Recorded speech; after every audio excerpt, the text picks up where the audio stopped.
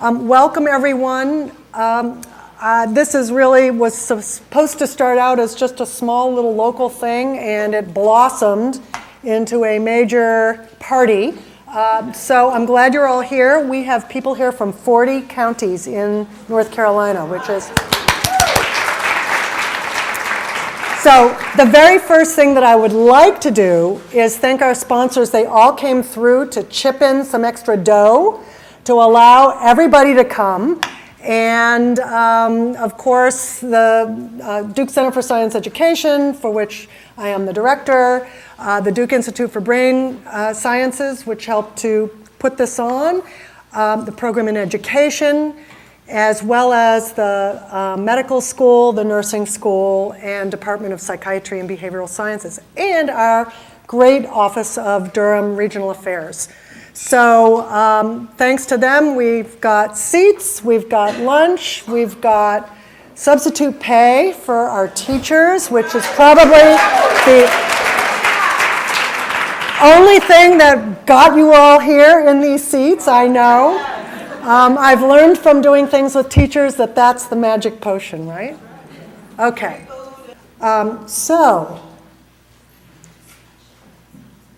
looking at this, which of these people do you think have FASD? So, let's just say, you think, how many people think about half of them? Half? More than half? Hands? All of them? Okay, yeah, it's all of them.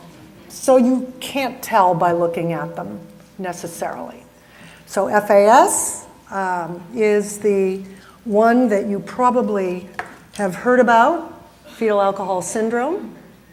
But if the facial characteristics of that are the key features, the growth deficiencies, the small head, and the problems with behavior and neuropsych. All the CNS stands for central nervous system. All those problems, very common.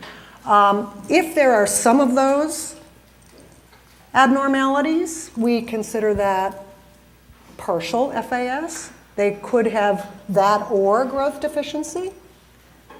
And then, if you look at the part that's in red here, this is the most common. These are the people, you look at their face and they look totally normal. But they have the same problems with behavior and neuropsych, and as well as learning difficulties and learning disabilities. And then there is a small cohort of exposed children to alcohol during pregnancy that have other kinds of organ malformations. So you're going to hear about these kinds of definitions along the spectrum of fetal alcohol spectrum disorders, but the most common is the alcohol-related neurodevelopmental disorder. And what you'll hear about today is how the development of the brain manifests with problems when it's exposed to alcohol during pregnancy that you see in your classrooms. Okay? And Chandra Zif will talk later in the afternoon in how to work specifically with those kids in the classroom. So just to remind you that during pregnancy, the fetal brain development is sensitive to alcohol at any time during pregnancy. And very early in the first trimester, the neurons are developing. Then they start proliferating and multiplying. It's a very key time that they're very vulnerable. Another key aspect to make them vulnerable is they start moving. They migrate to different places where they're supposed to be in the end once we're born and we start to grow. And by the way, that stuff still happens even into adolescence, which is why adolescents are so sensitive to drugs that affect the brain. As you can see, I left the blue line here. It's open. It's not closed because that continues after birth. So the neurons migrate to the places they're supposed to be. They start forming their branches like a tree so that they can talk and communicate to each other and form networks. And then there's some pruning that goes on. We call that apoptosis. It's cell death. It's normal. to get rid of the cells that maybe weren't quite right. We don't want them, thank you. We've got too many here, we'd need just the right amount. That's normal. Alcohol can actually make that way too much cell death.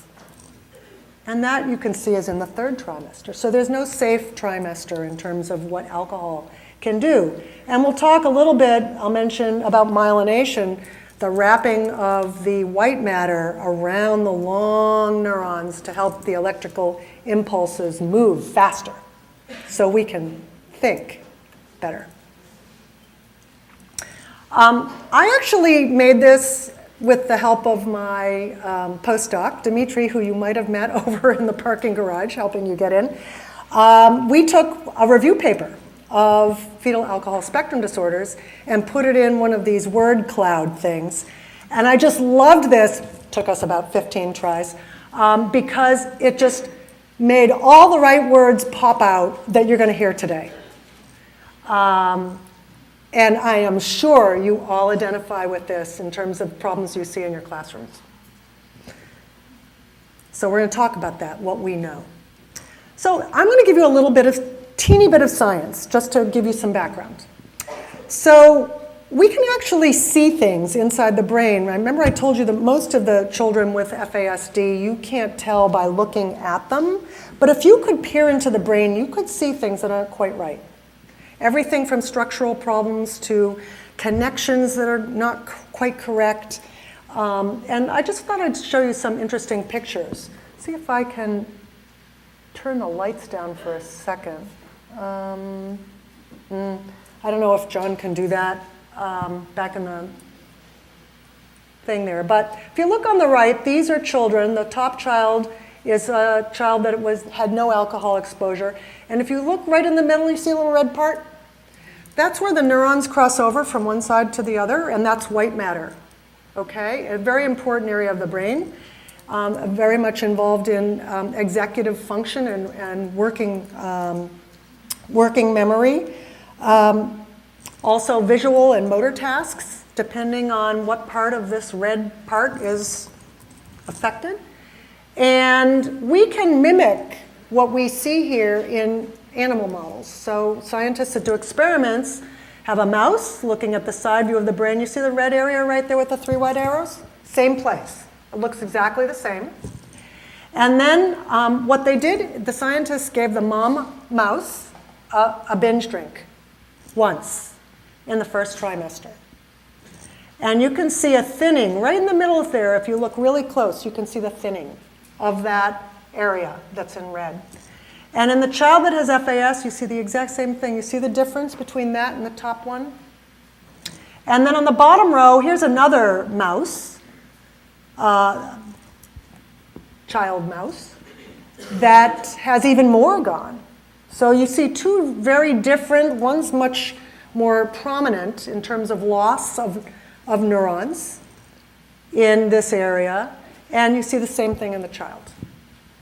So you see differences from one child to another, even though maybe the moms drank the same amount. And we see the same thing in animals. Let me give you another example of something. This is a different kind of imaging. What I showed you before was an MRI. This one is called diffusion tensor imaging, and this is a type of imaging that allows us to look at the white matter, you know, all the myelinated neurons in the brain. And if they're just fine, they have a high level. We call it the FA, so their response that they have. This measures basically the integrity of those neurons. And what this study was really cool because they looked at 5 areas in the brain that are important in math and quantitative math skills. And what they did is they looked at children that had math problems as well as children that didn't, and children that were exposed to alcohol in utero, and children that weren't. And what they found, and these are 5 different areas, they're color-coded. I only put in 3 of them here, 3 parts of the brain. And these are showing the tracks of neurons that go from one place in the brain to another that are important in mathematical skills. So the blue areas, the green areas, and the orange areas. And what they found was a really nice correlation between the loss or the damage to these neurons and lower scores on this math achievement test. And each of these lines shows the correlation. For any of you that remember about correlations in college with statistics, let me tell you, the highest you can get is a 1. It's really, really rare to get such great correlations, 0.7, 0.6, in human biology. Really rare. These are really strong correlations between the damage to these areas in the brain that we know are involved in math and their math achievement on these standardized tests. So we can match the behavior or their learning problem with something in the brain. This is an older study that I thought was kind of cool because they actually took children from classrooms with learning disabilities, and they knew how much the moms drank and when they drank during pregnancy. And here's a normal child with no alcohol exposure, and I've put a red box around the cerebellum, which is right here in the back, kind of underneath of your brain. And here is a child with ARND, the one that's the most common. And you can see that it's smaller, can't you? You see that? It's smaller because some of the neurons haven't migrated to where they're supposed to be, and others died. And then on the bottom are 2 FAS children, and you can see this is kind of a strong response of loss of neurons and even stronger. So again, 2 differences of children with FAS. So the bottom line of this was that the amount of cell death here in the cerebellum matched the level of disability, learning disability they had in the classroom. Here's one more that I want to show you that was kind of interesting because this deals with inhibitory control. And I put an arrow at this particular side of the brain. So what they've done here is they've taken the brain and optically split it in half, like you'd cut an apple in half like that. Okay, so you're looking at the inside of the apple if you cut it in half. And it turns out that these parts that are colored, but especially this blue part, is very much involved in inhibitory control. It's what's kept you from opening your snack until your break. It's your ability to suppress an impulse to do something. I handed out those little things specifically so I could make this point. How many of you started eating? Oh! Your RC is probably not quite up to snuff. So I know that you all understand about children in your classrooms that have impulse control problems and can't quite stop themselves from doing something that they probably shouldn't be doing, especially when you give instructions. So there's a cognitive piece here that's very important in making the motor stuff happen and the cognitive stuff happen and the executive functioning, and we're going to talk all about that this afternoon and later. So yes, so these children have significant reduction in the surface area for this, and that's probably because the neurons have not migrated to where they need to be during development. Now this last slide is about mice, and this is really cool. So why doesn't every child show the same thing if they were exposed to alcohol in utero? They're all different. And we can do experiments in mice and we can show why they're different. It's a little bit more complicated than this, but this is a good example. So on the left is a normal mouse. On the right is a mouse from a similar litter that has a missing gene in the brain, a gene that's important for antioxidant activity. And we all know that antioxidants are really good for you. Oxidants are things that eventually cause neurons to die. And so we naturally have antioxidants in our body, enzymes and other things that help keep that oxidation down to a normal level. And so these mice had a missing gene or a malfunctioning gene, so they couldn't produce their natural antioxidants, okay? So the moms for these two kinds of mice drank once during their third trimester. They got drunk. They had a little binge. So they had one exposure. Their babies were born on the left of the normal mom who drank, with about a 7% loss of neurons here in the front of the brain. This is the thinking part. When your kids are not thinking, they're not using this part right here.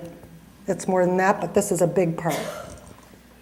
And there was a variation in the amount of loss in this part of the brain called the hippocampus, which is very important in learning and memory as well. But look at the offspring of the mouse with the gene that was different. Huge loss in the frontal part of the brain and a huge loss in the hippocampus. So the mice looked just the same, but their offspring had very different phenotypes based on their underlying genetics. And we don't always know the underlying genetics. So that's something to keep in mind. So with that, giving you that little mini science background, our three speakers today are going to delve into these with a variety of different perspectives. So Kathy Mitchell is our Vice President of the National Organization of Fetal Alcohol Syndrome, NOFAS, from Washington, D.C., and she's going to give you kind of the background of what it's all about from the family standpoint and with respect to what happens in your classroom, and a more personal story. And Claire Coles, who is an expert in maternal substance abuse and child development, especially fetal alcohol spectrum disorders, is going to talk to you a lot about the behavior of these children and how to help them. And then Chandra Zeef after lunch is going to talk to you with specific problems and specific strategies to help deal with those problems in the classroom.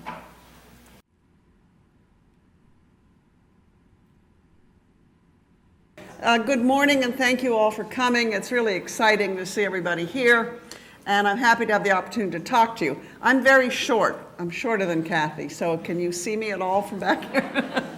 I'm told I have to stay back here for the recording, but I will do my best. I'm Claire Coles, and I'm from the Department of Psychiatry and Behavioral Sciences, Department of Pediatrics at Emory University School of Medicine.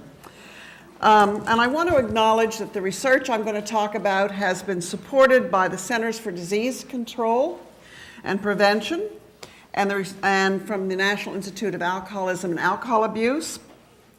I also want to thank Sharon Page Whitaker, who is a person who works with us in recruitment, and the staff of the Maternal Substance Abuse and Child Development Laboratory, which is the organization that I'm director of. And also all the parents and children who participated in the studies.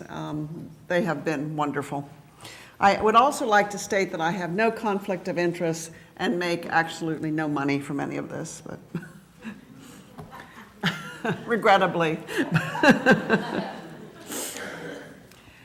I'm going to talk today about remediation and treatment for individuals who have fetal alcohol spectrum disorders.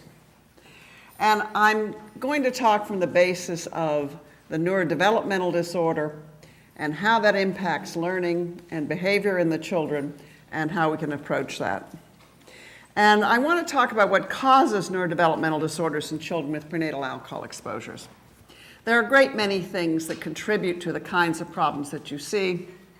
And I think Kathy and Rochelle both talked about what those were.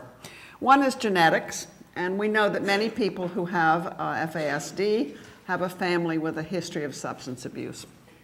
As part of the center that I'm director of, we have a clinic, much like the clinic you have in North Carolina here, that diagnoses and treats children who are alcohol and drug affected. And when we come, we always get a history, and we always see a history of family substance abuse. In addition, there are a number of prenatal events which affect outcome, and these include maternal nutrition, substance abuse, environmental exposures. There are frequently perinatal events which have to do with the birth and the delivery. Many children we see are preterm birth, which I think that we often overlook. Those are associated with substance abuse and pregnancy, and they are associated with later problems. And finally, there are a number of postnatal events which occur. Many of the children that we see have had very traumatic early rearing histories. They've been subjected to abuse, neglect, injuries of all sorts. Many of these things come together to produce a child who's having difficulties learning, to say the least. So what does this mean for the child, and what does it mean for those of us working with them? We frequently see impairments in intellectual ability, and these produce delays in development and cognitive deficits. Sometimes these meet the IDEA criteria for disability. Sometimes they don't. In those where they don't, this causes difficulties in getting services, but they do exist. These lead to academic deficits, learning disorders, and academic underperformance. They lead to behavioral problems, and the kinds of problems that frequently are seen are attentional problems, externalizing behavior, impulsivity, and aggression, self-injurious behavior. One common factor that I'm going to talk about today, although one could talk about a number of aspects of this, and in fact I can, but that's many other hours. For the time that I have, I'm going to talk about impairments in arousal and regulation in arousal, and how that affects development and learning, and how to treat that. Why do children with alcohol-related neurodevelopmental disorders have behavior problems? Many children with this kind of problem have specific problems in their ability to control their arousal and to develop appropriate self-regulation. There is likely that there are some problems within the brain as a result of exposure that interfere with the development of appropriate arousal regulation. And I'm going to talk more about arousal regulation and how this translates to behavior. This might be a specific region of the brain. It might be specifically the prefrontal cortex is impaired. But I think it's more likely to be a more general deficit. When looking at children with cocaine exposure, we did a lot of neuroimaging studies, and we found a change in the amygdala function as a result of exposure to stressful situations, and at the same time, a change in the prefrontal cortex, and in addition, a change in the regulation between the two. So that it was not just one thing, it was a systemic problem within the brain. In addition to that sort of thing, which is probably the result, we saw it as early as 6 weeks in children, that is an effect of the exposure, but there are also environmental effects which are ongoing, environmental conditions which help a child learn self-regulation. And in a family in which chaos is one of the defining features, you are not going to find the support the child might need for developing appropriate self-regulation, which is important for a number of reasons. I was originally a developmental psychologist, and I take a developmental perspective on the issues of learning and behavior. And it's important to think of self-regulation from a developmental perspective. One of our major goals in working with children and in our own development is the development of what's called effortful control. Because we all need to learn how to respond to situations appropriately and control our response to them, and that's effortful control. People who are diagnosed with ADHD, people who are alcohol affected frequently have difficulties with effortful control, and that leads to all kinds of other diagnoses. Self-regulation begins with controlling your attention. That's not the same thing as ADHD, by the way. Just put that out of your mind. We're going to drop that thought. Self-regulation begins with controlling attention. Control of attention begins to develop right after you're born and develops over the first couple of years of life. Attention is mediated by early central neural systems in the brain. These involve alerting. Now, for instance, if there were a crash out in the street, you would all look. That's the alerting system. That's a basic system we have to have in our body in order to get eaten by a tiger. I mean, we need to be able to pay attention. Orientation is the moving of your attention from one thing to another. It involves a number of factors, but when you orient, your heart rate slows down, oxygen is diverted from your rest of your body to your brain, allowing you to focus your attention. Your behavioral activity is reduced. This is a very basic system, and it is a system that alcohol interferes with. We have recorded this in infants 6 months old and throughout later parts of development as well. So this system is impacted by exposure to alcohol. And when it is impacted, it causes a deficit in the ability to control attention and in the development of effort-controlled behavior. Effort for control develops as a combination, as a interaction of this early attentional system with how the environment instructs the individual to act. So you have this combination of factors. Effort for control involves deliberately applying cognitive control of arousal to allow maximum learning. I'm calling it encoding here. We're talking about ability to take in new information and use it. So we need to think of this individual as one who is impacted by this early exposure, who has probably not the best environment and is therefore impaired in their ability to control their arousal and to learn. So we have a challenge then to think of how to help the individual who is experiencing this to perform better. And in your case, in the environment, but it might also be in the home. Early signs of arousal dysregulation. They react more easily to stress when they react more to stress. They have impaired state control in infancy. State control, and I'm originally a baby psychologist, so state control involves 5 states: deep sleep, light sleep, attention, active attention, and overarousal. Usually in a baby it's crying, can be something else. A baby has to learn to stay in states 4 in order to learn, and when they get pushed into other states, they aren't paying attention and learning. So one of the things that happen in drug and alcohol affected children is they have impaired state control. Sleep is disrupted and they show more negative affectivity. They cry more, they act out more, they have misbehavior more. You see that we see this in the babies who are alcohol and drug affected. When they're older, we see this kind of pattern, what we call mood lability, which is more ups, more downs, more negative behavior, more irritability, behavioral outbursts.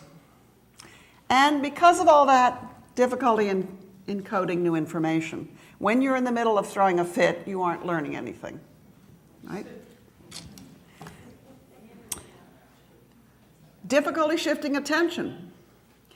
One of the important things you have to learn how to do is look at a situation, determine whether or not you've learned everything you need from that situation, and if you have, shift your attention to a new situation, to new information. We know that individuals who are alcohol affected don't do shifting of attention very effectively. They have a tendency to perseverate on the wrong thing, stay with it, do the wrong thing over and over again, and not recognize that that's not what they should be doing and move on to something else. It's called perseveration. There is difficulty sustaining mental effort. So instead of knowing how long to stay with something and staying with it until they've learned it. They just don't do that. And there's impairments in inhibition or impulse control. So they may just impulsively do things. These are all evidence of impairment in self-regulation. I think you probably can imagine, and you may have very much experienced, what it's like to deal with in a classroom with a child who has these problems. It doesn't make learning easier, it doesn't make classroom control easier, it doesn't make anything easier. So we want to figure out what to do about this individual. We're working from the idea of what's called optimum stimulation theory. And I was talking to you before about states. We talk about state regulation in newborns and babies, but we can talk about it in adults too. There is an optimum level of stimulation that allows you to learn and to use your mind and to deal with the world appropriately. And that is the calm alert state, okay? Presumably you are all now in a calm alert state and are learning and absorbing. I would be in more toward excited alert, which is because I'm actively doing something, okay? So I'm more into the state 4, you're in more in 3. If you get into drowsy, you're not learning. If you go to sleep, you're not learning. If you're upset or crying, you're not learning. So we're trying to keep this person in this right stage. Now, this is something that is biologically important. So when the person is not in that state, they do all kinds of things to get there, okay?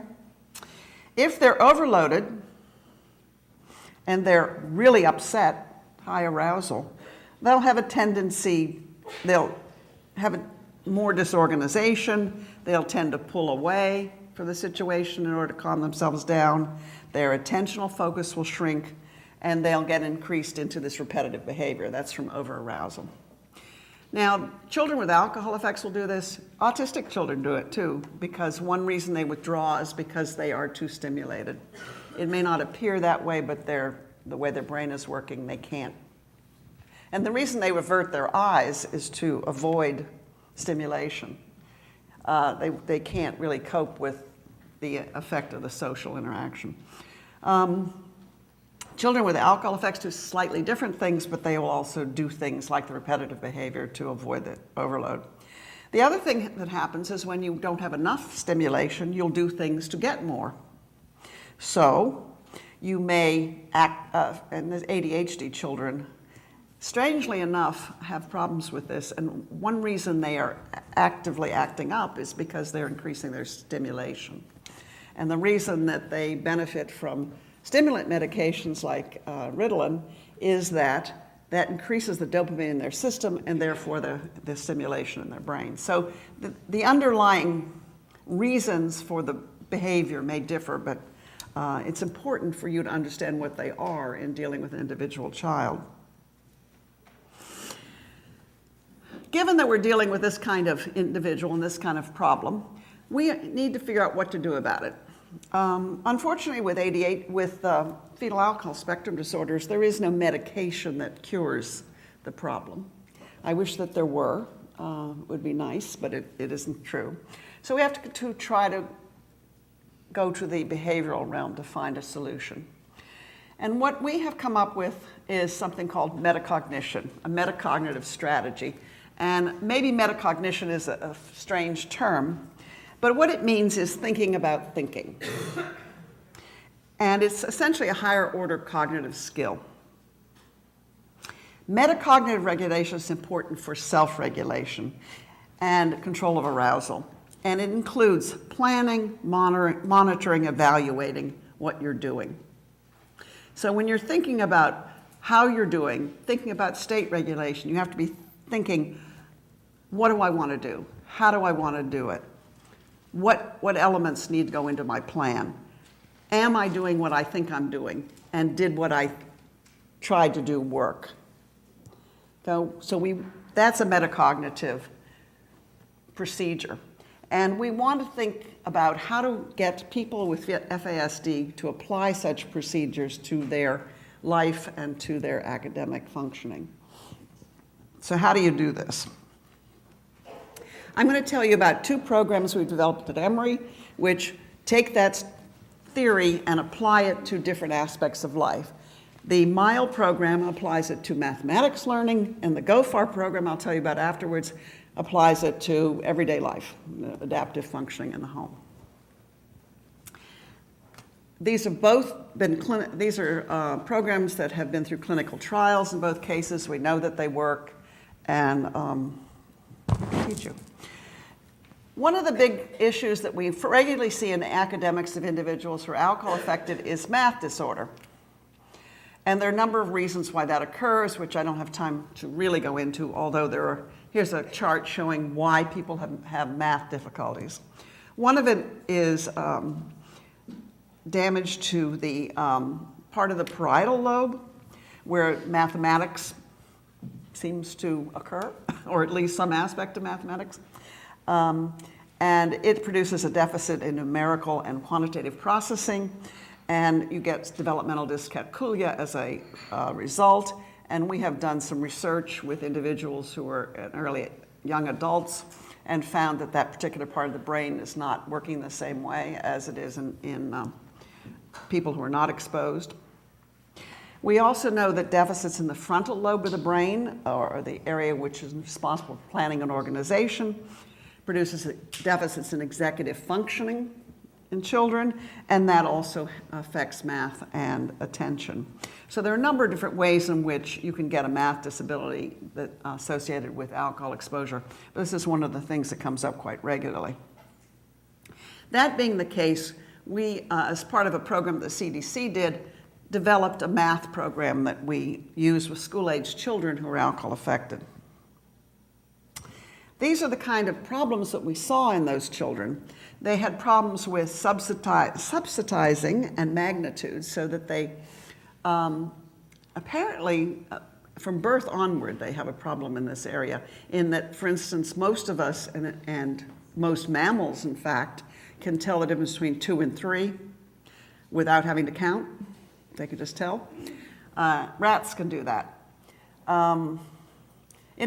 Babies with FAS, or babies who are heavily alcohol, can't do that. And so there's something that's altered in the brain at this very basic level. They also have visual spatial confusion, in that they may not understand where they are in space. They have fine motor problems, which are often associated with math problems, as you know. They have significant problems in understanding time and direction. And one of the things we do with the MILE program is try to make concrete for them the concepts of time. They have difficulty learning to count, trouble with reading numbers and copying numbers.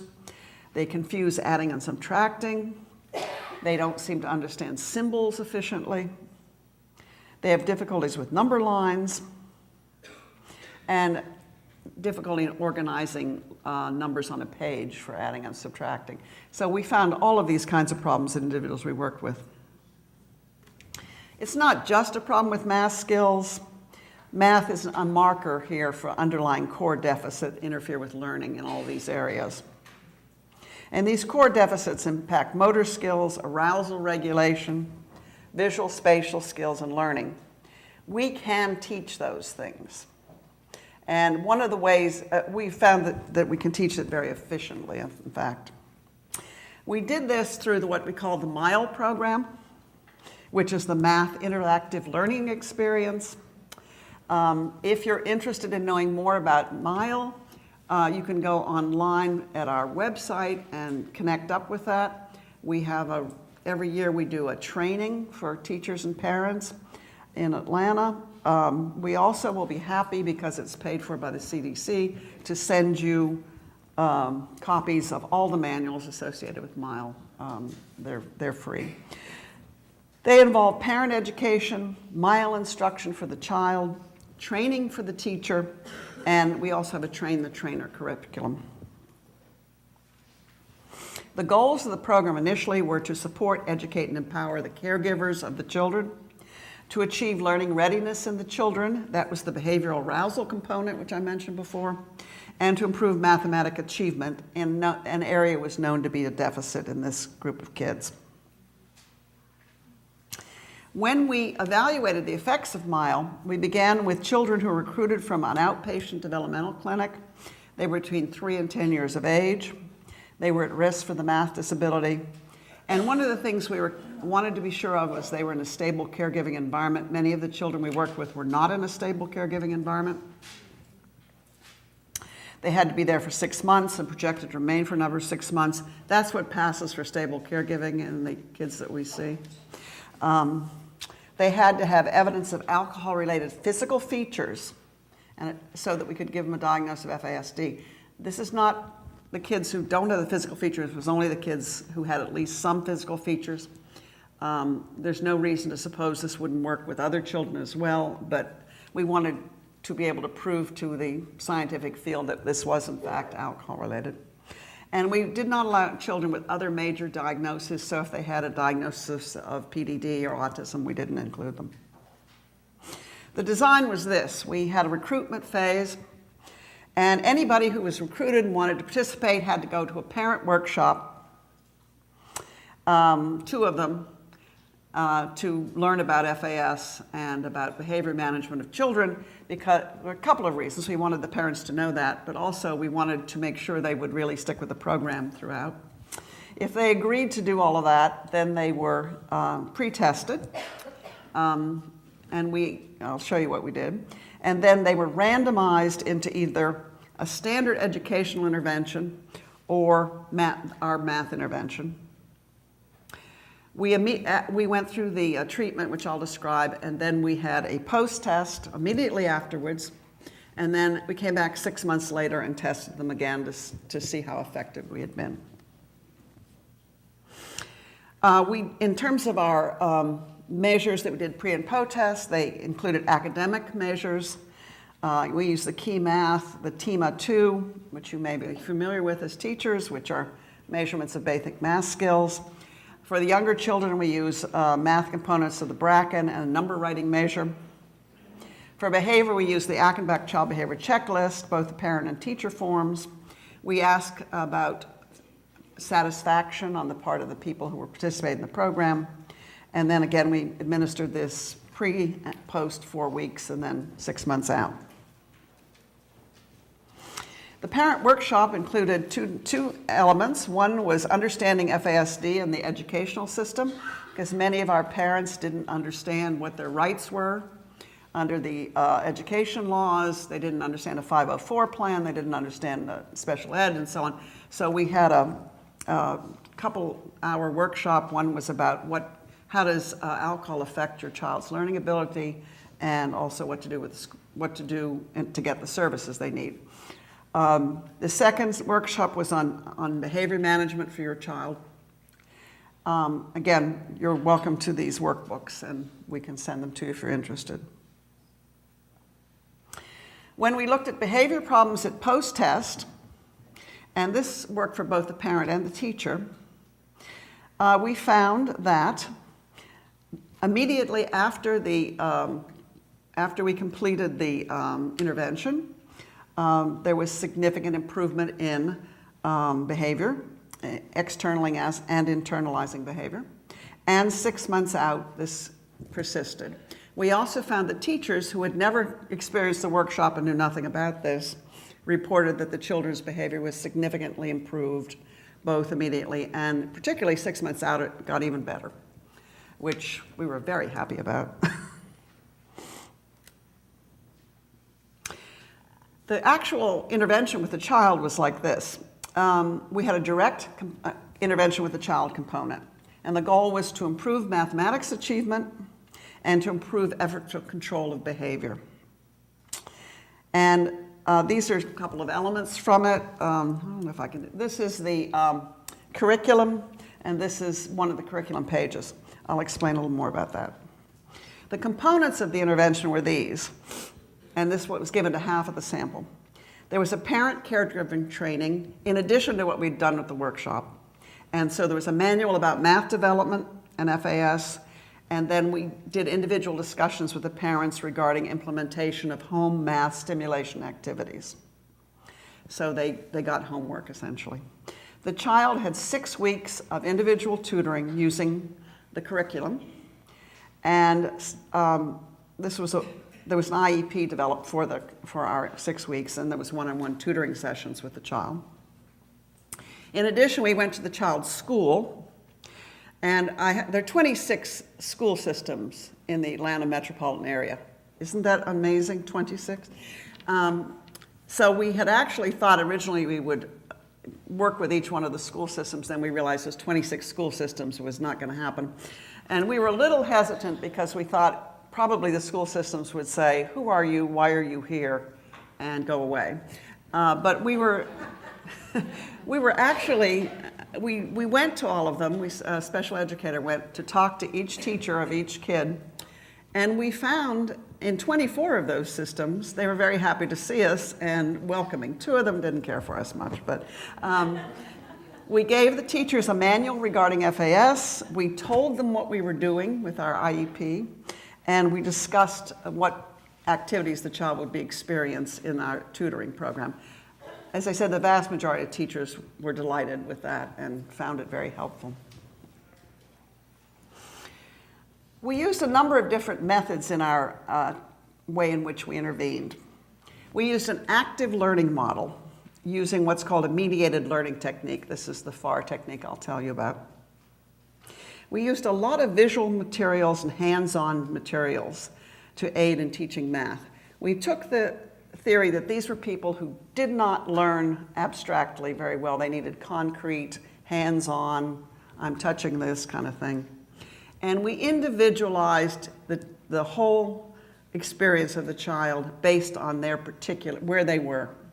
So there was a pre-test in which we identified their specific level of functioning and their specific deficits and created an individualized program. I know all of you as teachers are familiar with that concept, but it's absolutely necessary to use with this group of children. Our instructional approaches were designed to target specific weaknesses associated with neurodevelopmental deficits seen in this group. So the pacing of instruction was key to their processing rate. They have a slower speed of processing. It is related to demyelinization in the brain.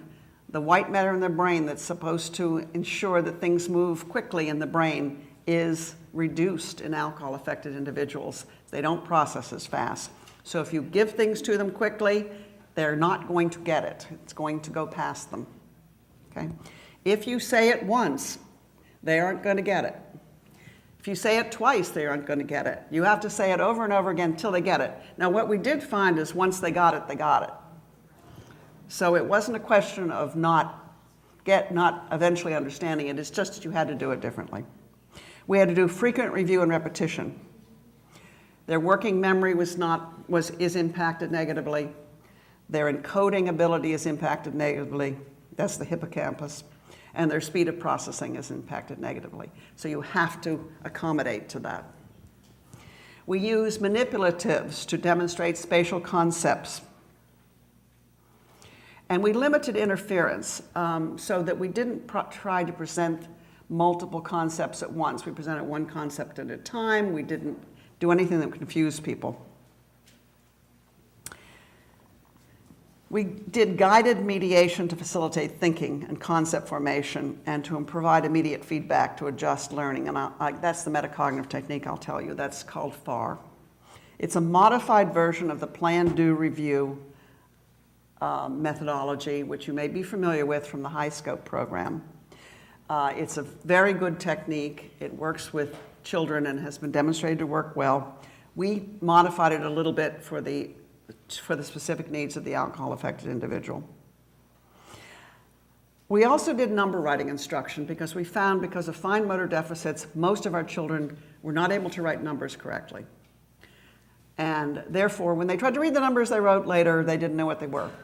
So we used the Handwriting Without Tears program, which we found to be extremely useful in teaching this group of kids, and they had really remarkable improvement. And we also used, the children we found with FAS tended to have more preserved verbal skills than nonverbal skills. Therefore, we found using verbal mediation to be a positive strategy for this group. And I guess here is this is some of the handwriting kinds of issues that we're talking about. There is much more information on all of this, and if you get our books, it's all in there. This is the FAR metacognitive strategy. Focus and plan, act, reflect.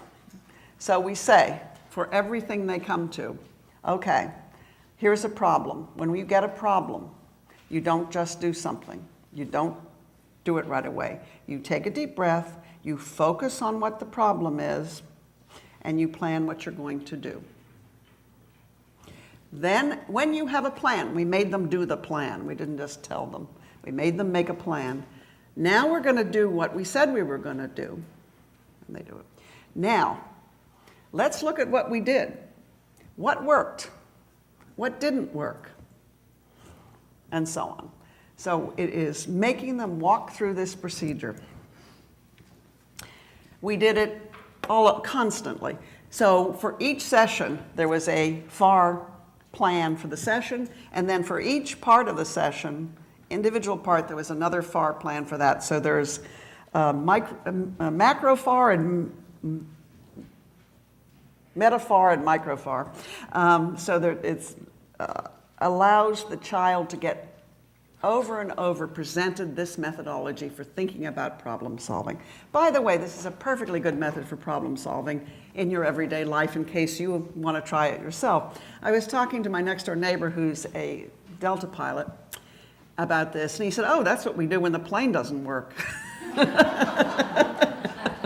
He said, we'd call it something different, but it's exactly the same thing. We come up with a theory of what's wrong, we plan what to do about it, we try it out, we see if it worked. If it doesn't work, we go up to the top and start over. So I thought, okay, well, everybody's doing this. But the individual with FAS in the school is not doing it spontaneously. Nor was the pilot, by the way. He had to be taught that. We need to teach them how to approach things this way. As part of our methodology, we developed a treatment plan. We had IEP goals for 6 sessions. We planned the materials to help the child. By the way, materials we use for this are all inexpensive. You can make them up at home if you want. There's nothing about it that costs money. And we did that on purpose. We had no intention. Most of the people we were dealing with were people with limited resources. We did not want to burden them. To select the intervention topic for the specific child, we pre-tested to determine where the deficits in basic skills were. And there's different possibilities. It might be operations on collections of objects, sorting. It might be time and space, speed. It might be language and symbols. It might be writing. And we have tools where you can figure that out in our manual. You can observe the child during their assessment. You can identify the deficits. You can figure out what's wrong. You can then figure out which skills are wrong and at what level they're wrong. Is they don't have the preschool, they don't have the kindergarten, they're faltering at the 4th grade level. You just figure that out. Then you can go to our handy-dandy curriculum, and you can put in the foundation skill that you're talking about. You can put the level they're at, and it will spit out the curriculum pages that you need. There are hundreds and hundreds of curriculum pages, which were very laboriously created. This is on a disc, which you have to get from us, and it shouldn't be on a disc anymore. I know there's out of date, but I don't know what else to put it on, really. This is one of the pages that comes out. It talks about precisely what you're doing, which session it is. It tells you precisely what supplies you need, what you're doing, what variations you can do to help with generalization. It talks about how to talk to the child about the focus and plan. And it gives you some ideas about sorting.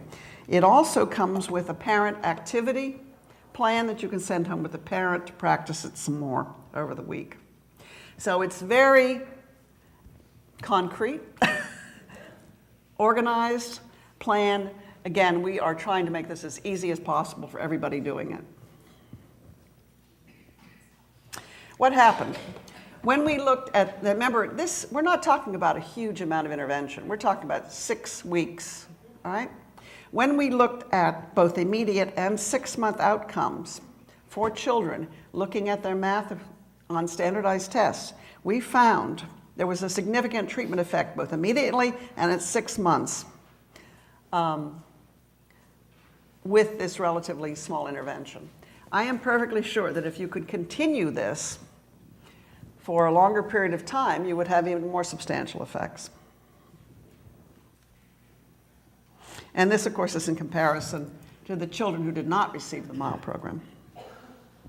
So what we concluded from our study was that parent education showed positive gains, particularly in terms of behavior,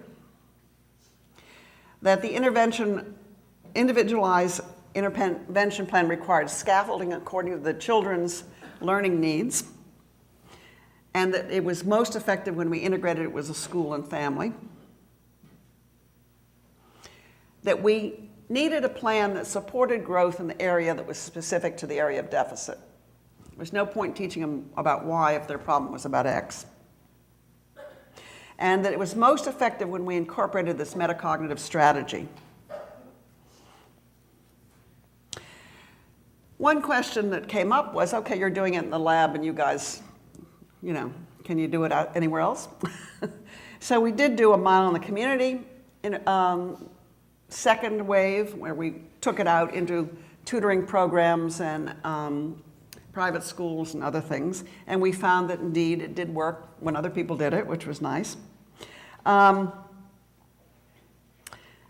We also did a separate caregiver education study where we tried doing it online and so on and so forth. And finally, there have been programs initiated in the Alberta City schools where they have tried it without the parent involvement and have found that it does work. Not as quite as well, but it works. We also have integrated into Ukraine, strangely enough, and in California and San Diego. And again, people have pretty much found that this to be an effective method. So that was MILE. Our next thing we decided to do was to see if we could apply these principles within the home. Because one of the big problems that parents come to us with is we can't control his behavior at home. So we decided to come up with another program. This is called GOFAR, and this is reducing behavior using the GOFAR program, reducing disruptive behavior. Now, we have other aspects of GOFAR, but I'm just going to tell you about this one.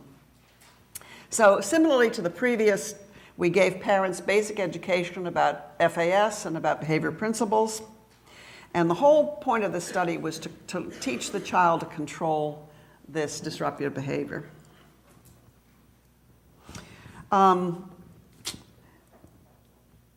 I just said that. And what we did was use a combination of computer game, parent tutoring essentially, and experiential learning for the child. This is, by the way, is Miles, and this is Miles' cat, Junior.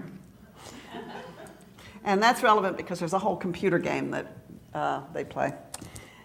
We used the FAR strategy within the computer game, and our whole goal was to teach the child and the parent this strategy, which they could then apply in everyday life. And this design, again, we had the parent workshop. They were pre-tested, randomly assigned to one of 3 groups: control group, which received no intervention; the GOFAR group, which received the whole intervention; and the Faceland game group, which received part of the intervention. All of them then had the 2 experimental groups either received the GOFAR game or the Faceland game. They all received parent training. They had a midpoint testing about the child's behavior. They had a behavioral analog therapy intervention. So this was to apply the methodology we taught. And then we did post-testing. The experimental groups were these. The control was a no treatment group. They had 1 workshop on FASD. The Faceland treatment group got the workshop. They had 5 parent training sessions. They had 5 child Faceland computer training sessions. Faceland is a lovely game to teach children to recognize emotions. And then They had 5 sessions, the BAT sessions, which we call behavioral analog training, in which the parent tried out the methodology within an analog of what was going on at home. The GoFar group received the workshop, the 5 parent training sessions. The child got 5 computer sessions with the GoFar game, which taught them the FAR technique, and then they got the same BAT analog. So the only real difference between the experimental groups was which game they got, okay? And one game taught them FAR and the other game didn't. The computer game looks like this. Here's Miles again, and they have to go into this world, which is pretty familiar to most computer game players. Their goal is to get the key and get out of the screen. But to do so, they have to make a plan. So we don't let them do anything until they've planned it. Then they do it. Then they have to reflect on what they did. It's just beating FAR into their head, basically. And there's many different levels and worlds they can go into. And by the way, designing and implementing a computer game and getting someone to program, not trivial. We had to translate this game into Ukrainian recently, and that was a whole deal. The parents are given basic education regarding their child's disability. They were taught about behavior regulation and how to use FAR to teach their child. So these are the kinds of things they're taught: social learning principles, modifying the child's arousal, modifying the child's world to prevent over-arousal. We spend a lot of time on what we call setting conditions. Okay, how do we stop this from happening at all? And how do I get my child to comply with our behavior? Because they come in saying, I can't do anything with him, I don't know what to do, he won't do anything I tell him. And we give them the same kind of behavior regulation training that I described to you earlier. We allow them to select the areas they want to work on in the 5 BAT sessions. So we say, okay, here are things that may be a problem in your home. Can you please tell me which ones you want to work on? So you might be making the bed, it might be brushing your teeth, it might be ordering food in a restaurant, and so on. But you're not allowed to say, everything's wrong with my child, I can't do anything. You have to specify. And we work on the specific things you tell us. As I often say to people I'm working with in therapy is, let's start with one thing. And what I usually find out is by the time I get to the 3rd thing, the kid's under control because the parents learned how to do it. But you have to start with one thing, and it has to be concrete. We designed ahead of time a bunch of BATs, we call them, little ways to do this. And then the parents, as we went on during this, came up with a zillion others that we had to go out and design and figure out how to do. But the parents selected, it's a multi-step skill building, and it's games to contain. Here is a BAT session form. Essentially, this one is about getting up in the morning and having breakfast. And what happens is that the child in the session we have a little bed, we have a little breakfast table. They have to go through the whole routine and act it out. So it's not happening in the home. And we mention what the activity is, we tell how to focus and plan, how to act, reflect, and then plannings for generalization. So it's all, again, laid out very clearly what to do. This is for the therapist. It's also for the parent. We worked, in this case, with 30 kids who were around 7 years old. They came also from our clinic. Most of them were not living with their birth parents. Most of them had significant, this is dysmorphia score, anything over 10 means that you probably have alcohol effects. By the time you get to 20, it means you really, really have alcohol effects. And the cognitive scores are in the 80s. So these are typical kids for this group. One of the things we used to evaluate outcomes was what we called a disruptive behavior form. And this allows you to record the number of meltdowns or tantrums the kids has during the week. And then the problem behaviors can be acts aggressively toward others, responds impulsivity, behaves destructively, and the parent has to fill it out every week. Okay. What we found when we looked at this is we did it pre-test, we did it mid-treatment, we did it post-test. The control group never changed. There was no alteration. They kept having the same level of of tantrums and other kinds of behaviors. After 5 weeks, the GOFAR group, the group that got the computer game, showed significant reduction in tantrums.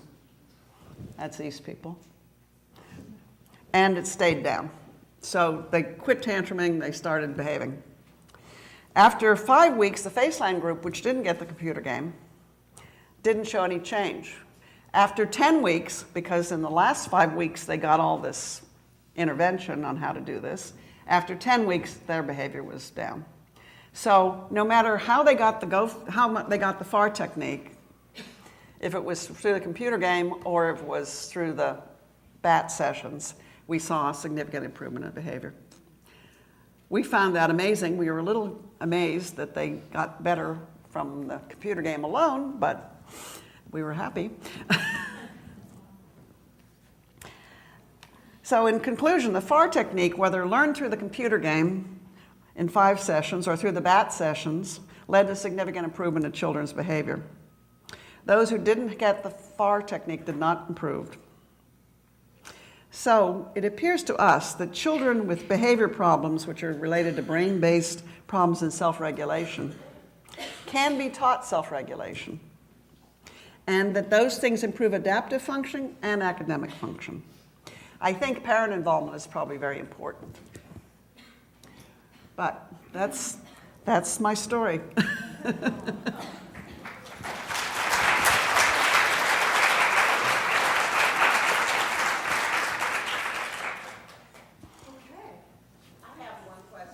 Yeah. Website? Yes. Where do you find it? It's on Emory. It's emory.edu/MSACD.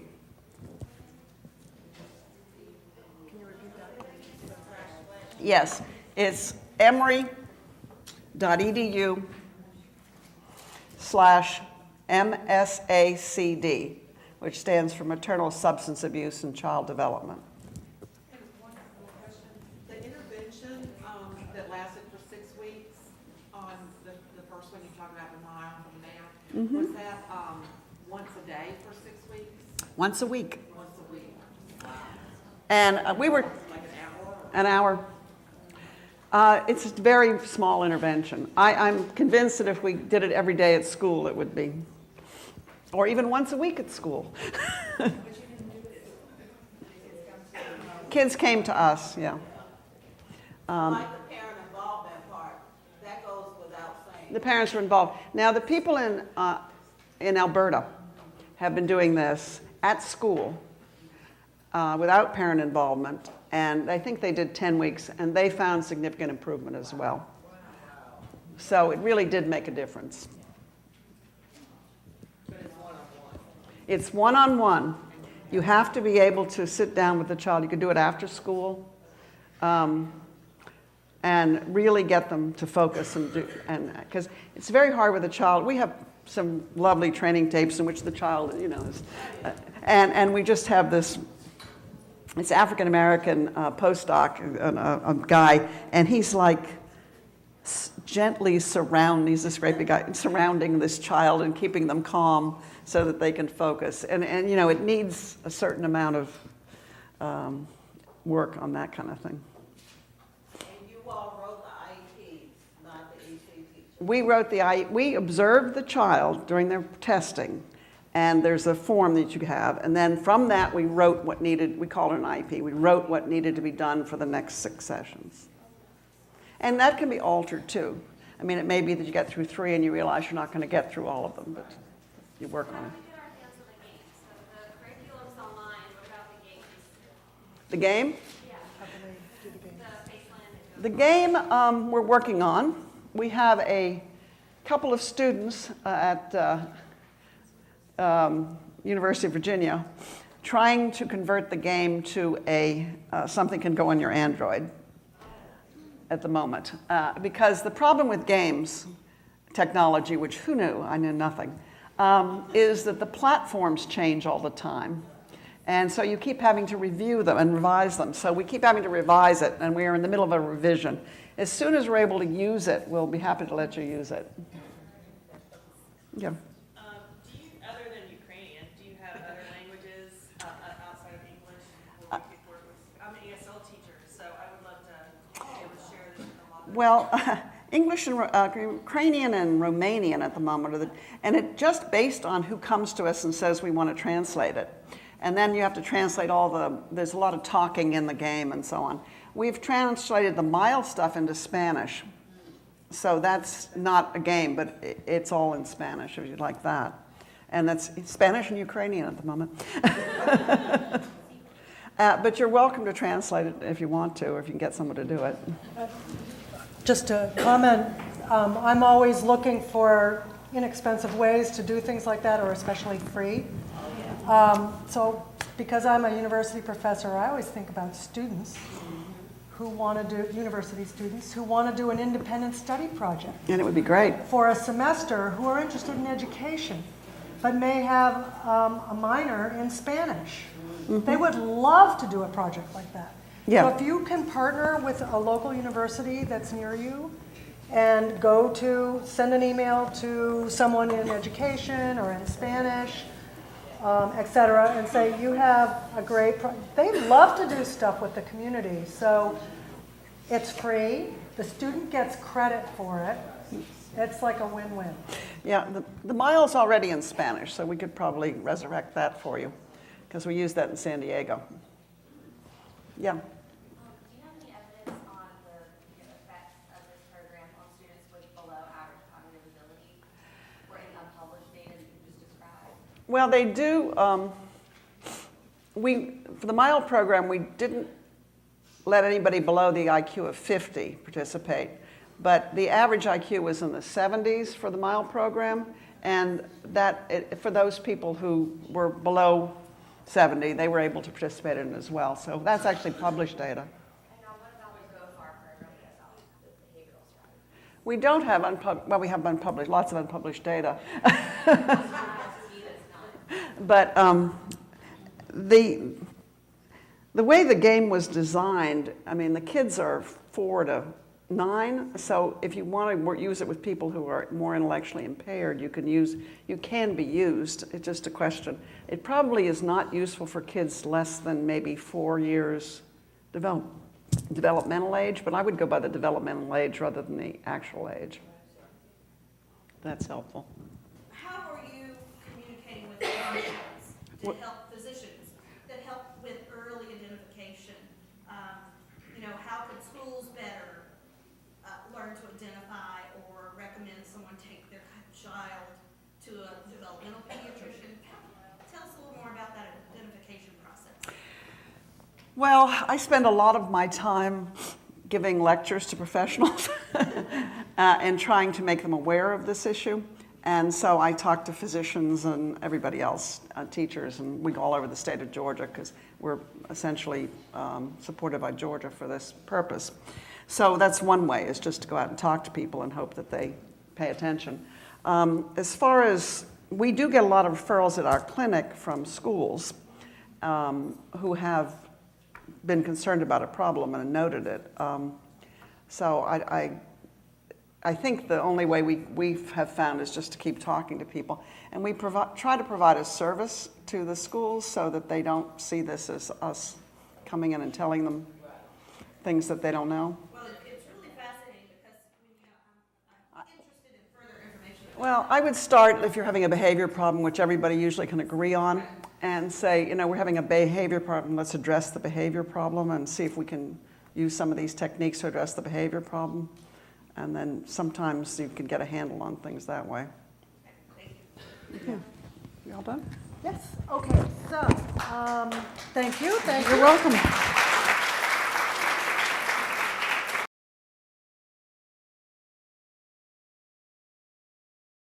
Okay, I am going to now turn the microphone over to Chandra Zeef, an educational therapist in San Francisco, who I know has done miracles with children like we will be talking about over the last 30 years. So she will tell you about her experiences and what kinds of things you can do to help your children in your classrooms.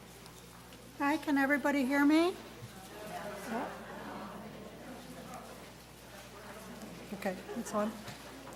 Hi, can everybody hear me now? No? Shall? No, everybody said, is this any better? Okay, good, I'll just speak up. Good afternoon, everyone.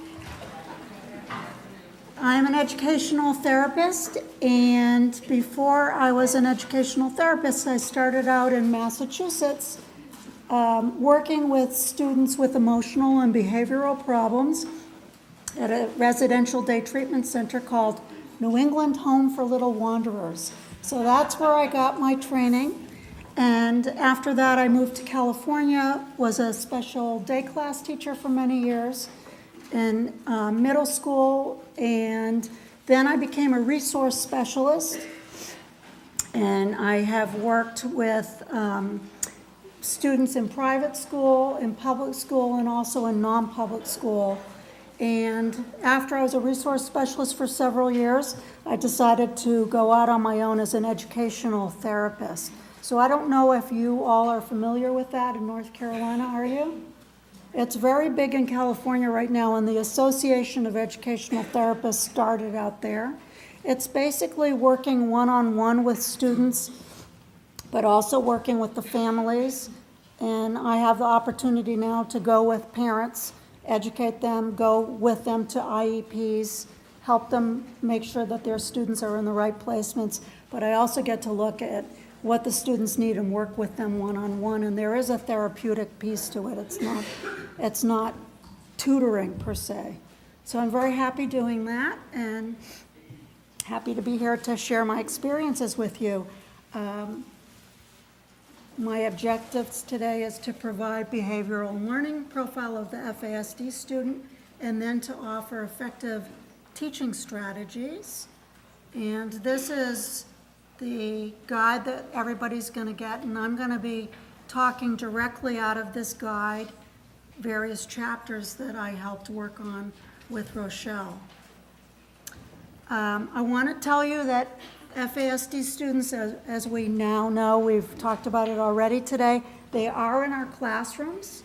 Some of them have been identified, but I'd say most have not. And I've had the opportunity to work with students before I even knew what FASD was, but I knew something was not quite right, and I couldn't put my finger on it. Now I look back on those particular students, and I think they probably had FASD. Some I know did because they had the facial dysmorphology, but back in the 80s, we didn't know what that was. And I've also had the opportunity to work with students who have been identified. So I just want to share that they are in our classrooms.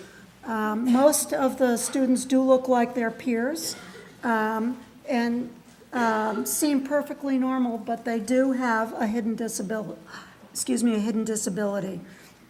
Teachers can be baffled by their puzzling behavior when working with them, and it can be frustrating and discouraging.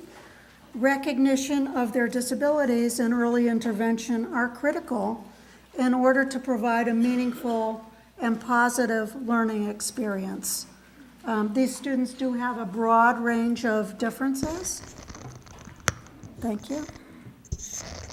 They also share very specific behaviors and learning styles, which I'm going to be talking about. And once there's an understanding of the unique profile of these FASD students, teachers can begin to work effectively with those students that have been identified. And as we already talked about, once learning about the profile, then reaching out to get those students identified when you see the certain behavior and learning patterns. Teachers may be asking once they hear more about the profile, and you maybe are already asking yourself today, how can I possibly help these students? What about the other students in my classroom? I have a large classroom with other students with other needs, and I won't possibly have time to work with them. But upon further reflection, teachers may realize that these students who are already consuming the most energy and effort in the classroom, and you're going to discover that a lot of the strategies we talk about today will be appropriate for other students who exhibit similar behavioral and learning difficulties. So I'm going to start off talking about the classroom.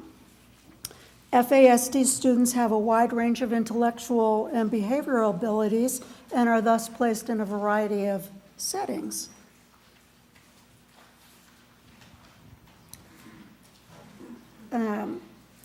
Mainstreaming, which is the goal for a lot of students, is not always the most appropriate path for FASD students, because mainstreaming necessarily entails more transition and less restricted environment, and that may not always include the FASD student in terms of what they need. Students manage best at an elementary level, I think, as Kathy mentioned, and that's because middle school places greater demands on students with increased expectations, more transitions, and more abstract lessons, and that's what ends up being more difficult for these students. We want to provide these students with an environment with calm, order, and organization, and this ends up minimizing the impact of the demand to process and interpret new information. It's going to then diminish the frustration and confusion that many FASD students experience and maximize their ability to focus on the task at hand.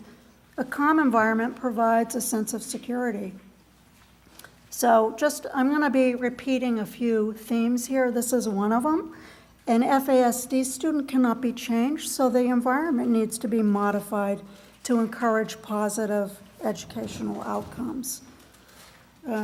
Minimizing auditory and visual distractions. Lots of teachers enjoy having bulletin boards and all sorts of stuff in their classroom hanging down.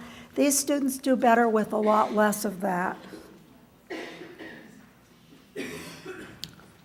So a successful classroom environment for these students often include small spaces. We don't always have that in our classrooms, but we can create that.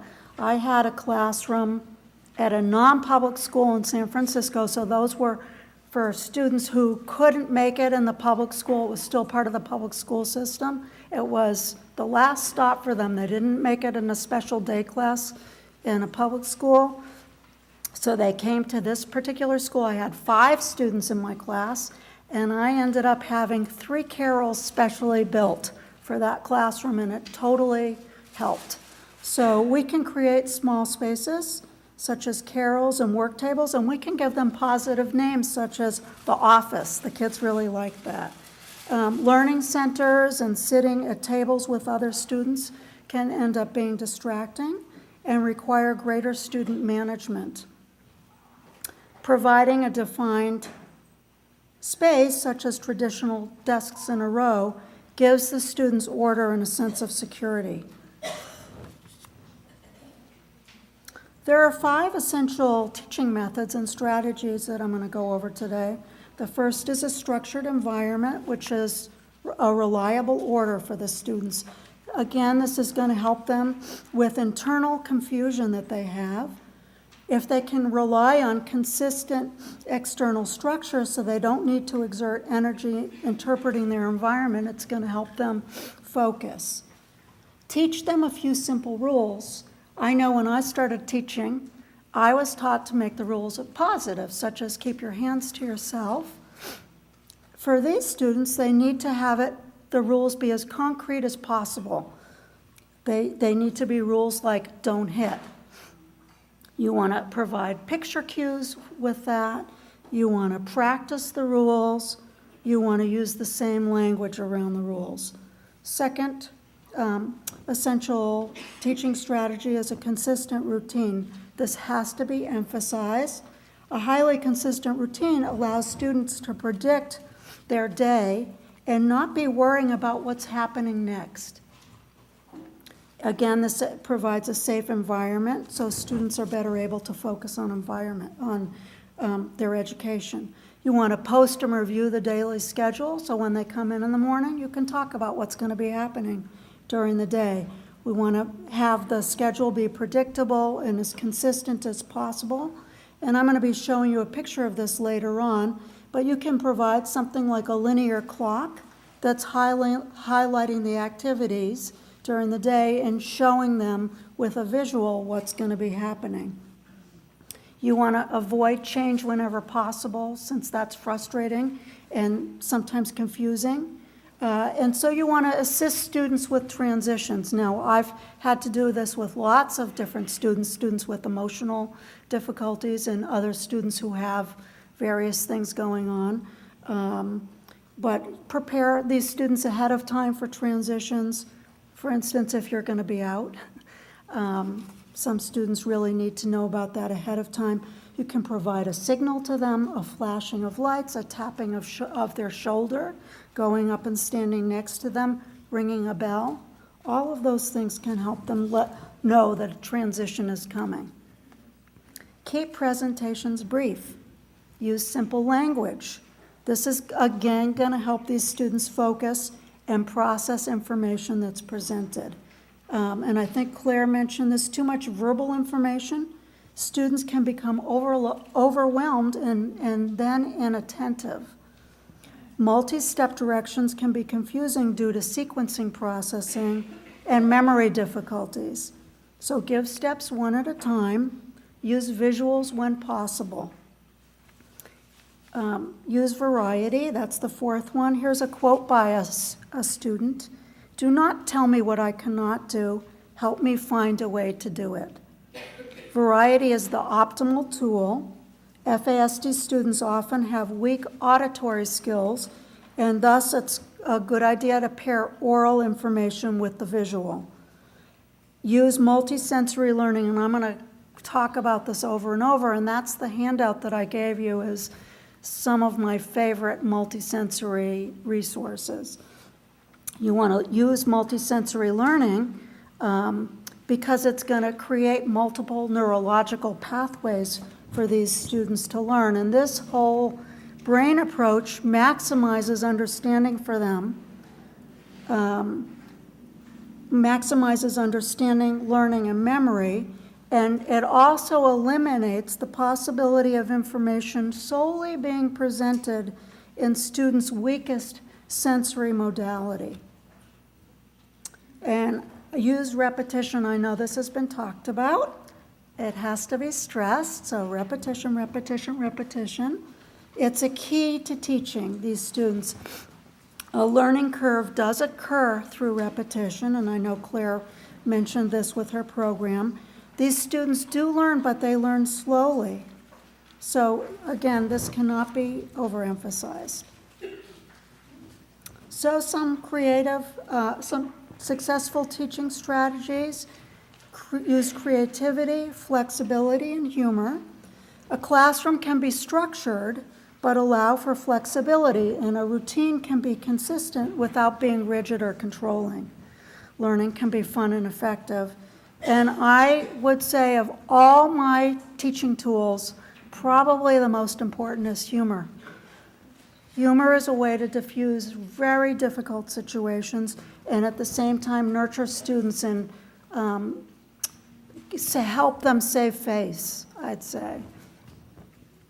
Also important to have compassion and patience.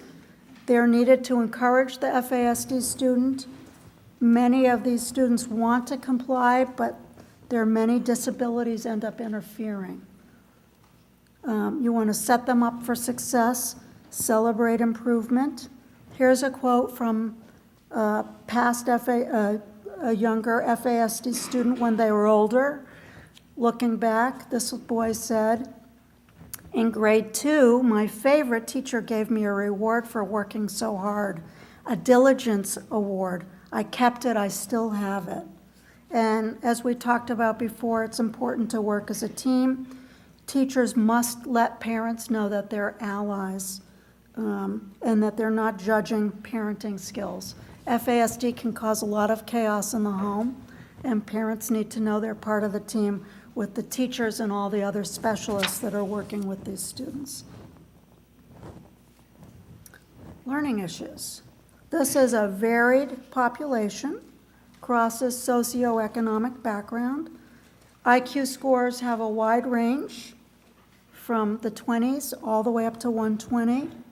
Many FASD students have intellectual abilities in the average range, but they can still have serious organic brain damage and express characteristic behavioral and learning difficulties associated with this disability. In addition to the varied intellectual range, there are learning difficulties common to the FASD students that we're going to talk about. So here are several of the learning difficulties. I'm going to talk about some of these. You can see all these on your sheet: information processing and memory, attention, abstract thought, mathematics, reading and writing, and executive function. Information processing occurs in 4 domains: when information is recorded, interpreted, stored, and when it's being tried to be retrieved. It's kind of like a word processor, if you think about a word processor. So many students who have learning disabilities have information processing deficits in 1 or 2 of these areas. But the FASD student can have information processing deficits in all 4 domains. So where's the information been stored? How are they going to retrieve it? These deficits end up having significant impact on students' ability to learn academics and behavior. The FASD student may appear to be comprehending information that's presented to them. They're very verbal and can be chatty and social. So this stronger expressive language can end up being somewhat of a mask for their receptive language. Just because they're capable of repeating information back does not mean that they are really truly understanding. These students are often lost in class. They're trying to process information as the teacher's presenting it, but they actually need more time to process information as they're learning at a slower rate. They end up having difficulty relying on their memories. They do have learning memory skills, but they're often unable to retrieve specific information when it's needed. So their educational performance ends up being inconsistent and unpredictable, and that doesn't feel good to them. It's scary and frustrating for them. They can present knowing skills one day and then forgetting it the next. It's a little bit like Swiss cheese. These students have talked about having memory blanks and feeling that they're lost. So non-compliant behavior may be seen as willful and defiant, but the misconduct may in fact be a response to difficulty processing. So it's important to keep that in mind. These students also have difficulty generalizing, making associations from one activity to the next. Here's another quote. A mother says, "Don't ride your bike in the street," and points to the street in front of the house. The child says, "Okay, Mom," and then rides his bike in another street. This child has not been able to generalize the rule and now needs a new rule. Difficulty considering the recognizing cause and effect. So a child can't consider the effect of an action before initiating it. So when this happens, traditional behavior modification that we may be using with other students in our class ends up being ineffective because these students are not deliberately manipulating or disobeying. So here's where we need to come up with some other ways to help these children.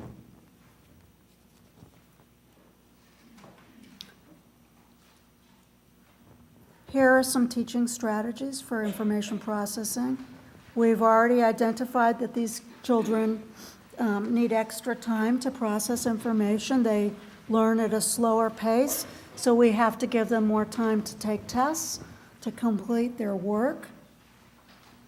I know this is all, a lot of the stuff that Kathy and Claire have discussed really overlaps with what I'm saying today. So Claire talked about perseveration when students are repeating words and actions.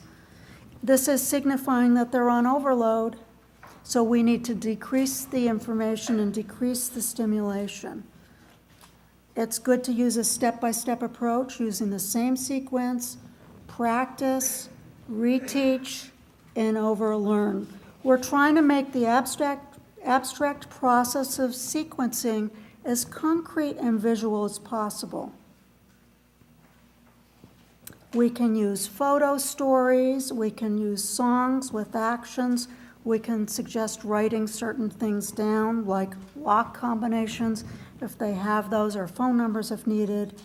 And again, linear timelines, which I'm going to show you. All of those help with sequencing strategies. Memory strategies. I'm sure everybody has memory strategies that they help with their classroom. I'm going to suggest a few more that you may or may not use. If you're asking for a product, a paper or activity, you can provide examples of finished products so the children can see what you're looking for. If they're studying for something, you can ask children to be teaching their parents or another child what they've learned. That's a way to help them with their memory. You can use mnemonics. I don't know how many have run against long division. Does anybody have a good mnemonics for long division? Yeah? That's one of them. And I have another one that I like even more. Dracula's mother sucks blood. So the kids really like that. The D for division, M mother for the multiplication, sucks for the subtraction, and blood for the bring down. So the students really like that. So anything to help them with that kind of learning, with memory strategies. Make lists, use a calendar, go over the daily schedule, all that's going to help them. So we keep coming back to this multi-sensory approach. It's the key. It's really the key. Again, it's going to create pathways for learning. It makes learning more, learning occurs more easily when words are linked to an action or paired with music or a rhythm. This ends up anchoring information input and can trigger or cue information retrieval. So remember we talked about that difficulty with the retrieval, like a faulty word processor. They're having a hard time. Maybe that information was stored in the wrong place. But when we give all sorts of pathways to retrieve this, maybe it will cue that to be able to retrieve it. And technology tools is a given. It requires interaction by the students, and it provides a visual and auditory, and that's just what these kids need. And I have some of my favorite that I've put on that list. One of them for anybody who's struggled with teaching children multiplication, I have the answer for you. It's on the list. It's called Times Alive. Is anybody familiar with this? It's absolutely fabulous. It gives a little story for every, here's a good one that I'm just thinking of. 4 times 4. They give you a picture of somebody driving a Jeep, the 4x4, and when can they get their license? Well, 16. So they have a whole little song to go with it. They have spaces for the kids to input on the computer, 4x4 to type in 16. And my kids love it. I've had 5th, 6th graders who have not been able to learn their times. I pull this out and they love it, and they ask for it. So take a look at that.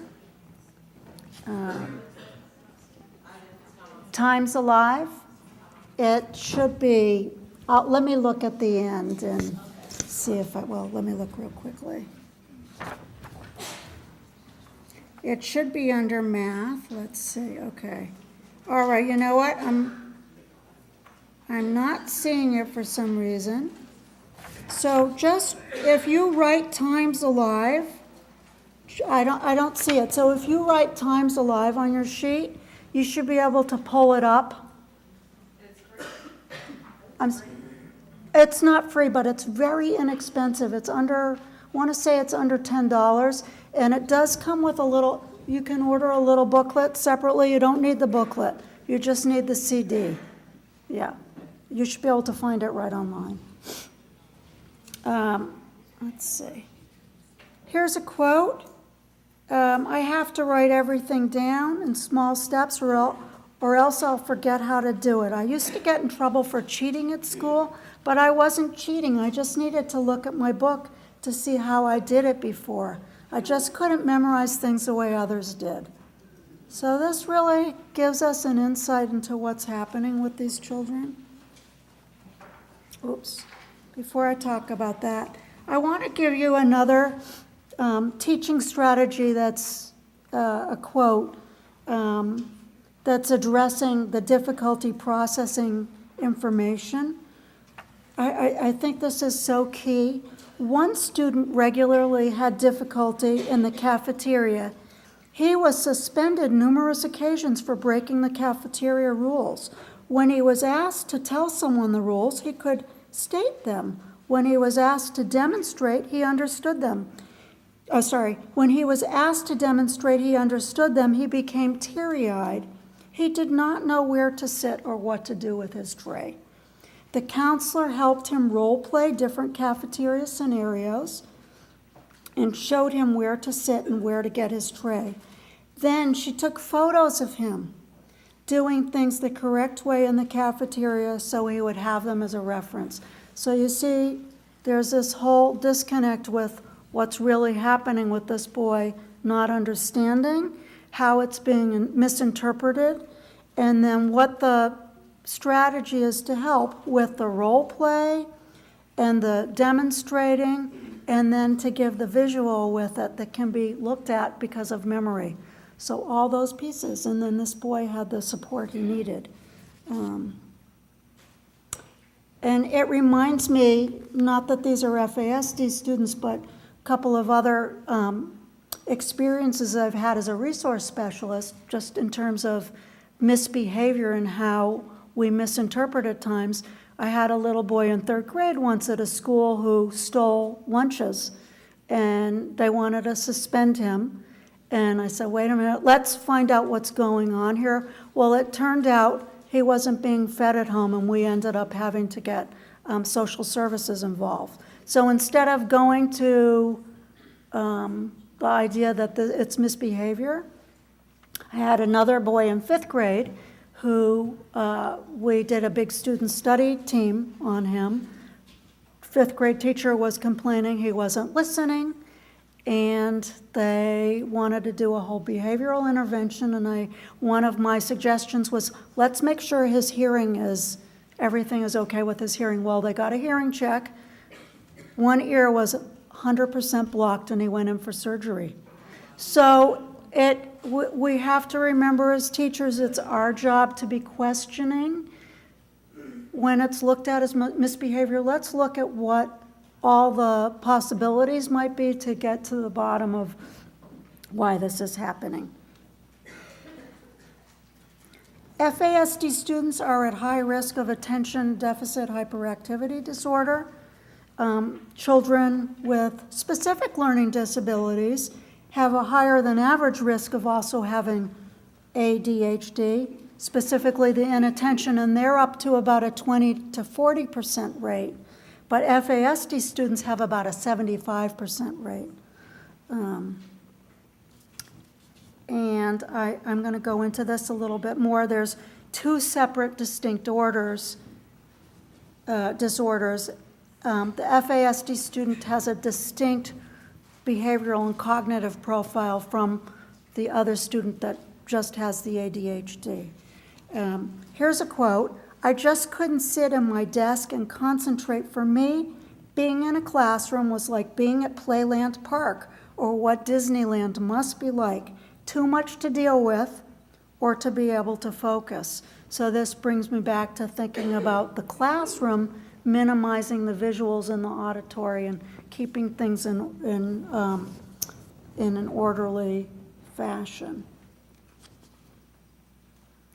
These students have difficulty concentrating, they're easily distracted, they lose focus, they may seem to be listening, but they often do not know what is being discussed. So this is in your books, so I won't go over the whole thing. It's the difference between these two students. They really do come across with different profiles. ADHD student, math skills can be quite strong, and as we know, the FASD student has quite weak math skills. And what we find with the FASD student is comprehension is weaker, reading comprehension, than the decoding piece. They may initially, and I'm going to talk about this in a minute, be stronger with the decoding, presenting as at beginning reading, being okay. These students, FASD, have problems with the overstimulation, and the ADHD have difficulty with the understimulation. And also the FASD student has difficulty with the social cognition and the emotion processing piece. So this is really key. Claire talked about this: significant learning disability difficulties in mathematics. Mathematics relies on several areas that have deficits, including the working memory, poor visual spatial skills, sequencing, generalizing, executive function, and abstract thinking. So abstract concepts of time that has already been discussed can be seemingly meaningless and confusing. Remember, Kathy talked about her daughter with the time. Just the idea of while, before, later, and the passage of time are difficult concepts.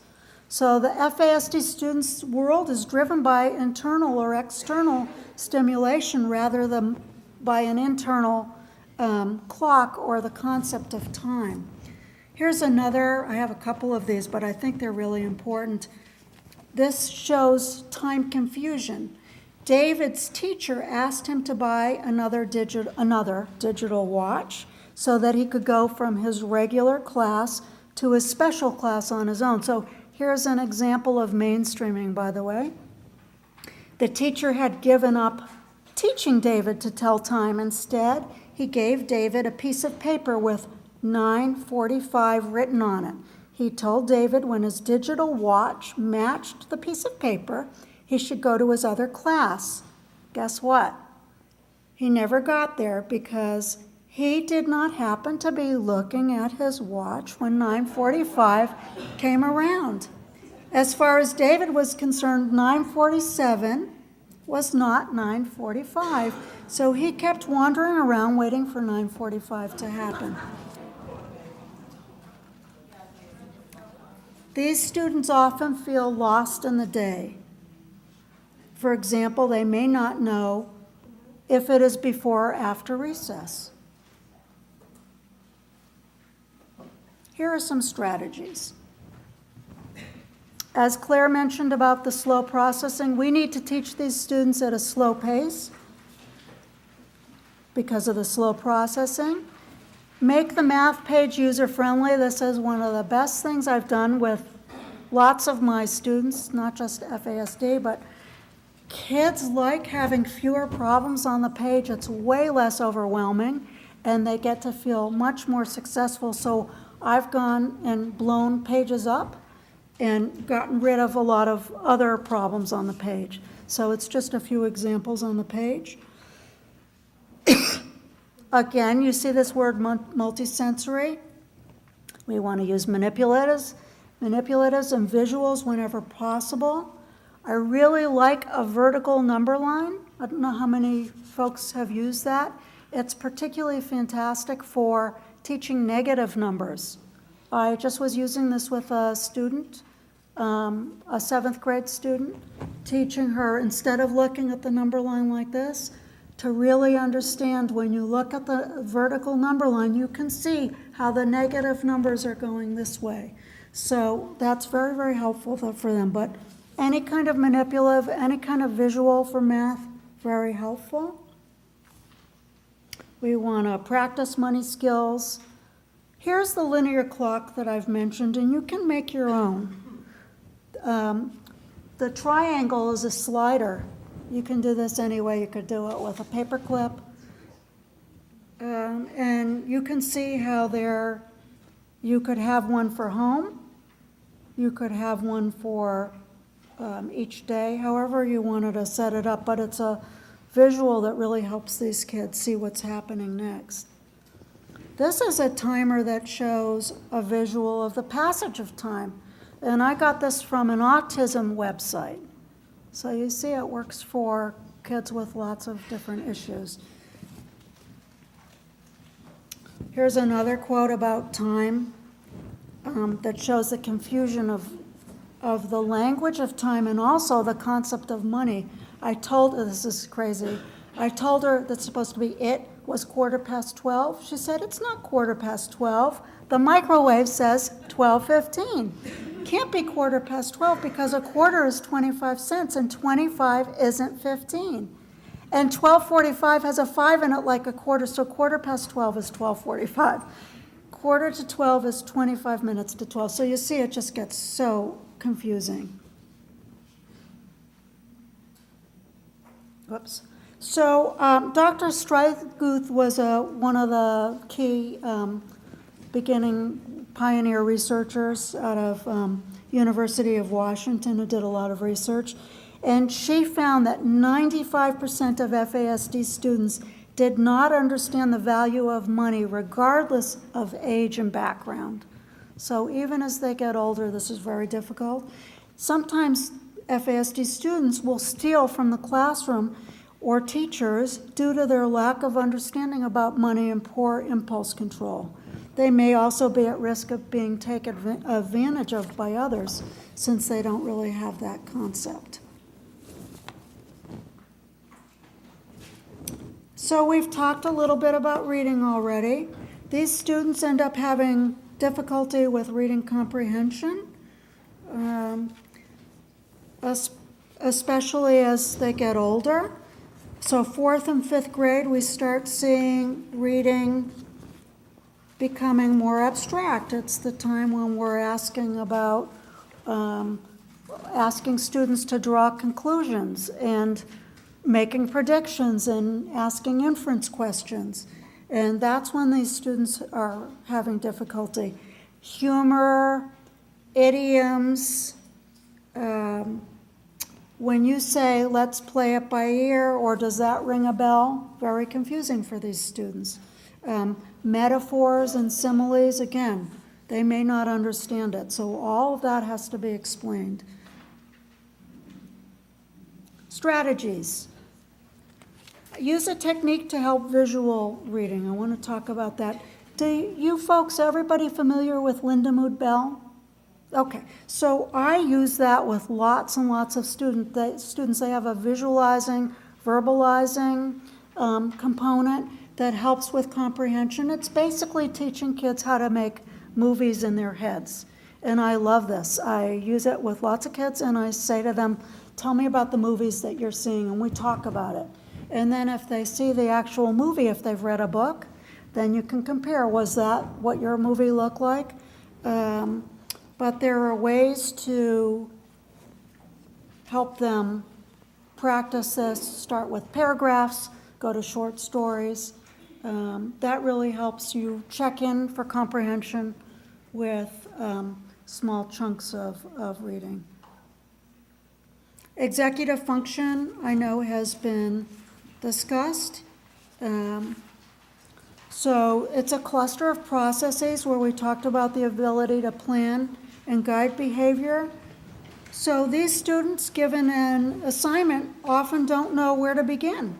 They often react impulsively before determining a goal and planning.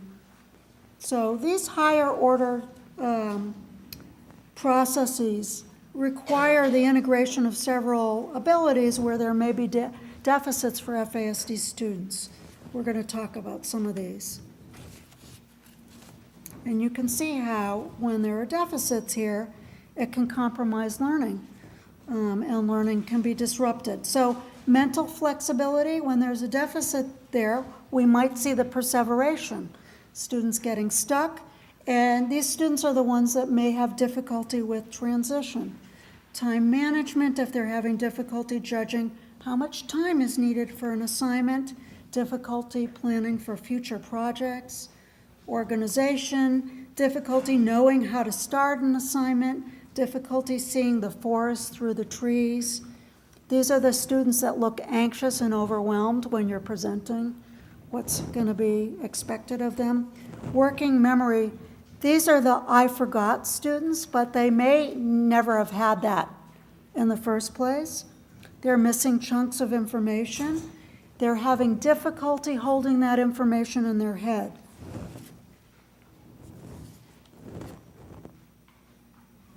Teaching strategies for this.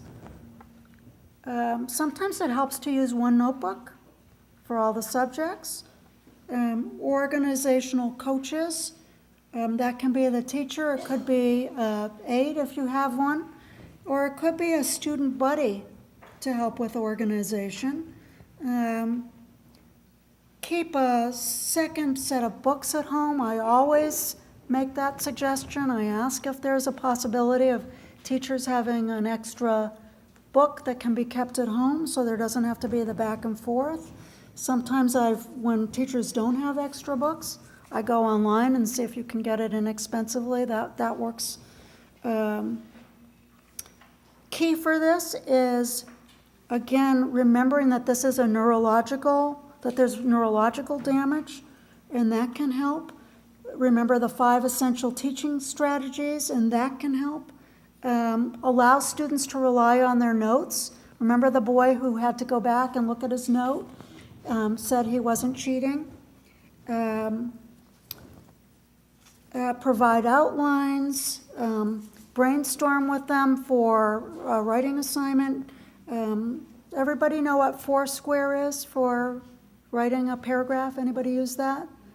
Yeah, so there's a book, I don't know if I put it on here, but for writing, it's a wonderful book that's called Foursquare, and it's 4 squares, and you basically help kids come up with a way to put an intro in and 3 main ideas, and then there's a place in the middle for a conclusion. You can do it with pictures, but it's a way, again, to help organize writing, to give them a visual, something that they can refer to. Make organizing a habit is really important. I'm going to be talking about that in a minute. It's the practicing, the role playing, like the counselor did with the student in the cafeteria who was having difficulty. Time management, modify assignments, break them down into pieces, help with a timeline, use a calendar. I love to do this when a student has an assignment, use a calendar, show them where the halfway mark should be, back up, where should you be in 3 days, what should you have done, put it on the calendar, review with the student after 3 days, did you do that? Let's talk about where you should be. Anything like that with a big project or even a small project is really helpful for these students and others.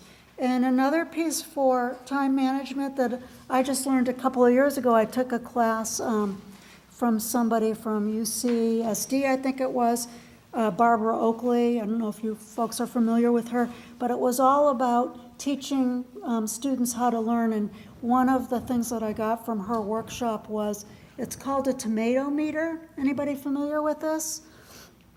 Basically what it is using a timer, but hers is a tomato meter. And what you do is, for a student who has an assignment, they're to think of something fun that they want to do at the end of the assignment. So let's say you're giving a homework assignment, and The student is procrastinating and doesn't want to do the homework assignment. Anybody know anybody like that? What they're supposed to do is come up with something fun that they want to do. After hers is 25 minutes. I often tell parents, use this for 15. So let's use the 15-minute model. They're to come up with something where they're going to shoot some baskets for 5 or 10 minutes afterwards, or take a snack break, or whatever it's going to be. They think about that first. They set the timer for 15. After the 15 minutes, then they're to do the fun activity. What this does is it helps reduce the procrastination piece that is hurtful in their brain. That actually, she showed us that there's actually a spot on the brain that hurts when they're dealing with the procrastination. So it takes that apart, but it also helps with the time management. And then I tell the parents and the children, I tell my students, I teach them this, use it again. After those 10-minute break, you need to come up with another thing you want to do, set the timer again, because usually 15 minutes isn't enough. And the kids really like this. Okay, now we're going to go on to behavioral issues. So a teratogen is a substance that disturbs the development of an embryo or a fetus, and alcohol, as we know, does compromise and modify brain development and affects behavior. So alcohol is a behavioral teratogen. And this behavioral, the behaviors that we see across all populations of FASD, it doesn't matter about age, socioeconomics, race, and it doesn't matter about IQ. So the students with average to above average IQs are at risk to be the most misunderstood.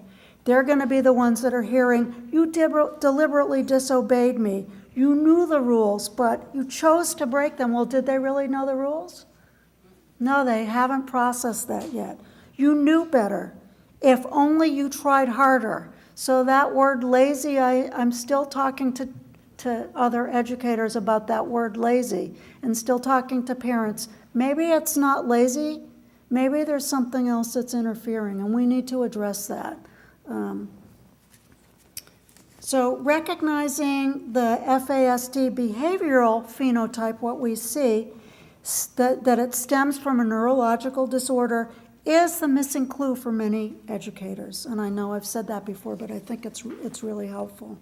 So I'm going to show you that there are actually, I mentioned Ann Stryth-Guth, she came up with 36 identified behaviors for the FASD student. I'm going to just talk about a few of these, and I'll let you look at your sheets on these, and then I'm going to go in and talk about a few of the ones that I thought were most important. Overly friendly and lack of boundaries. You've seen these students. They're the ones that are really social, but they lack boundaries, and they're viewed as immature. They're the ones that end up annoying people. They invade personal boundaries. They don't pick up on social cues. They're the ones that don't know when to stop. They end up playing with younger children, and they end up having typically poor self-esteem and can be lonely. So strategies for these students, I call it hurdle help. It's a way to kind of gently be there for them to help them get over the hump because they're not able to do it themselves. Anticipate as an educator the difficulties, and you want to circumvent them whenever possible. Give these students eye contact before something's going to happen. Stand next to them. Stand next to their desk. Hold their hand in line for the younger ones, or just stand next to them. All that helps. Model appropriate behavior. Let them know you care and seek help from a counselor. Personal space is still an abstract concept, so it has to be taught in a concrete manner. One way to do that is, let's say they're going to be on the rug. You can use tape to delineate where they're going to sit so they won't have some of those problems. Another thing that I've done with students is I've had them practice how to stand in line without having their hands on somebody else. I even had a student many years ago who I would have all by himself. He would stand like this in line before he went out to recess. Nobody was behind him, but we just practiced anyway because he couldn't keep his hands to himself. So we practiced, and it really helped. It's kind of funny because he was the only one there, but that's what he needed. And, you know, there was no shame in it. Let's practice, Stephen, before you go out, how to stand in line so you can get it. Social interactions have to be taught, as they have poor generalization, as we've talked about, and poor cause and effect. And these students can get help from a counselor. Maybe they're the kind of kids who are going to benefit from a special friends group. Another area that's difficult is the stubborn or oppositional students. This happens for a reason. They're frustrated, overwhelmed, maybe it's a transition. You want to check for understanding, and as we talked about, repeating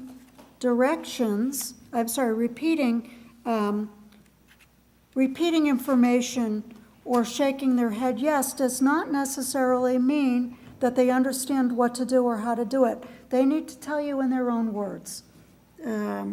So I want to just go back with the frustration and the overwhelm.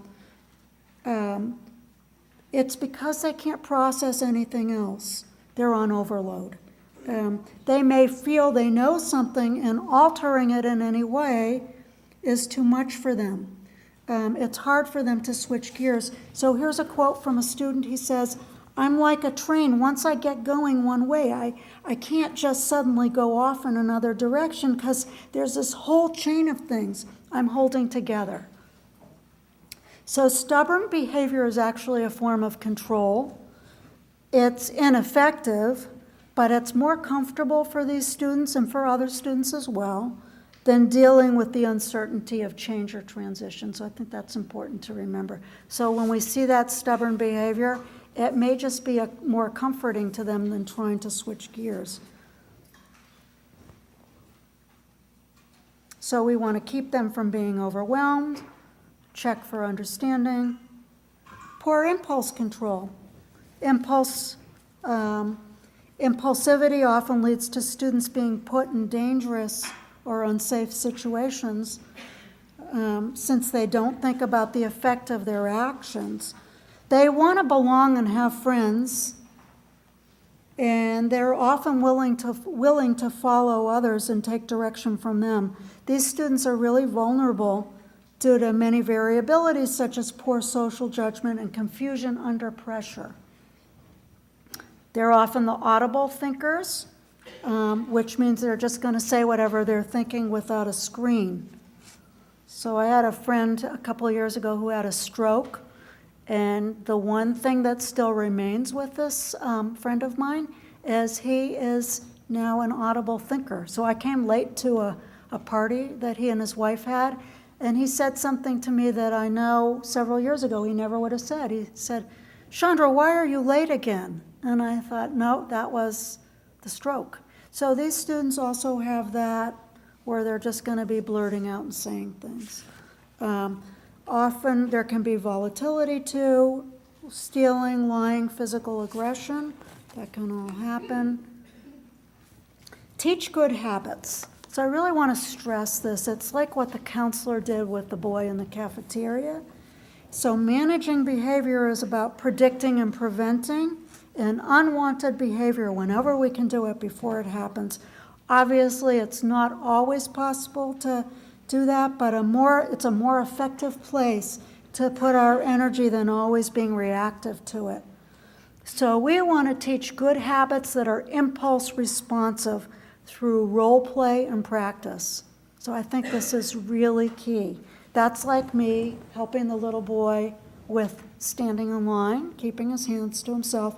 It reduces critical thinking skills, and it helps positive behavior become routine. So it's demonstrating, role-playing, practicing, and it becomes more built into the routine. So this is in your book, and I'm going to just go over this one example. There's a real common misinterpretation of FASD student behavior, and it can be avoided when the behavioral phenotype is recognized as stemming from a neurological disorder. So let's take lying. The misinterpretation is that there was deliberate dishonesty or a lack of conscience, when in fact it may be a student trying to please. Remember, they're looking for friends. Or maybe they just didn't have that processing piece in place. They're unable to recall the event accurately. So here's a whole sheet in your book. I'd say it's one of the most important pieces in your book. Really like you to take a look at this, all these different behaviors, all the misinterpretations and more misinterpretations than the accurate interpretation. And misbehavior is often an FASD student's attempt to communicate his needs. So when an FASD student is in the classroom, when skills are not understood, the behavior problems escalate. And when that happens, secondary disabilities can occur. So again, early recognition is the greatest factor in safeguarding the onset of these secondary disabilities. And the secondary disabilities manifest when these students don't receive an educational program addressing their needs. And it's prevalent with FASD teenagers who haven't had this recognition and understanding. And what happens with these teenagers, we end up seeing truancy, mental health problems, difficulty with the law, sexual inappropriateness, and homelessness. So we want to avoid that. So I know I'm just about at my time limit here. I'm going to just really quickly talk about one of the most important roles in the school. School is the most important institution to influence the life of the FASD student. It could enhance their lives or contribute to the devastating secondary characteristics. A variety of school personnel are going to be involved, but a school advocate is really invaluable. It's the one person at the school who's going to be kind of a linchpin, who's going to be listening to the student, checking in with them, befriending them, making sure they have a safe haven. It could be the nurse, could be the classroom teacher or an aide or the vice principal, school counselor. And this person tries to understand what's happening from the student's perspective. So I want to give you my last quote from a student. I would like to have a counselor that I can go to see whenever it feels like it's too much to handle in the class. I need to be allowed to just leave the class or the hall when I feel like my head is spinning from too much movement around me. So my parting thoughts are that the behavior and the learning we see is due to brain damage, but these students can learn in an effective and successful manner. Thank you.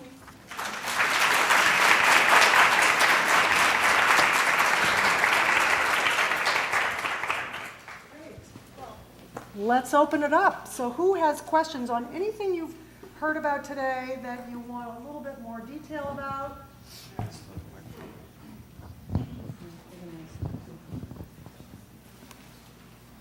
There must be questions. Oh, okay. Over here?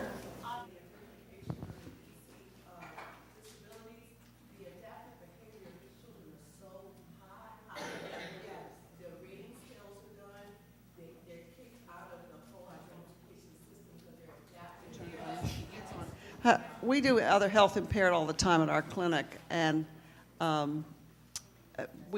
because they go through the whole diagnostic process, they qualify for it. We can do other health impaired through our clinic, and I imagine other people can do that as well. Did you have a question? Yeah. I just wondered if there had been any research that separated out those environmental issues for the FASD child and found a correlation Right. In other words, do The- AFASD children have a higher incidence of addiction and alcoholism? Well, children who have been prenatally exposed that may have a diagnosis of an FASD are going to be genetically have the same risk factors as every other child born into a family where there's a genetic predisposition for addiction. However, the environment being maybe more stressful, being more easily led, and a child with an FASD may have more environmental risk factors, but they would have the same genetic risk markers, as far as I know, in terms of research that. And it's almost impossible to separate out the one from the other, because in human samples, and the data is not strong saying that because you're exposed, you're automatically going to have a addiction later. It's much more complicated than that. Is there someone over here? Yes, question. Speak up. I'm a teacher in Durham Schools, EC teacher, and I was wondering if Duke, or if there's a center in Durham that offers a doctor to diagnose FASD, I guess I can. Yes, so I do know that there are folks at Duke who have diagnosed these children in the Department of Psychiatry, child psychiatry especially, obviously. So if you send me an email, you've got my email, I can send you the information and you can pass it along as well. Do we have someone also here from Duke that was in child psychiatry? Katie? Katie, do you want to add anything to that? Okay. Okay.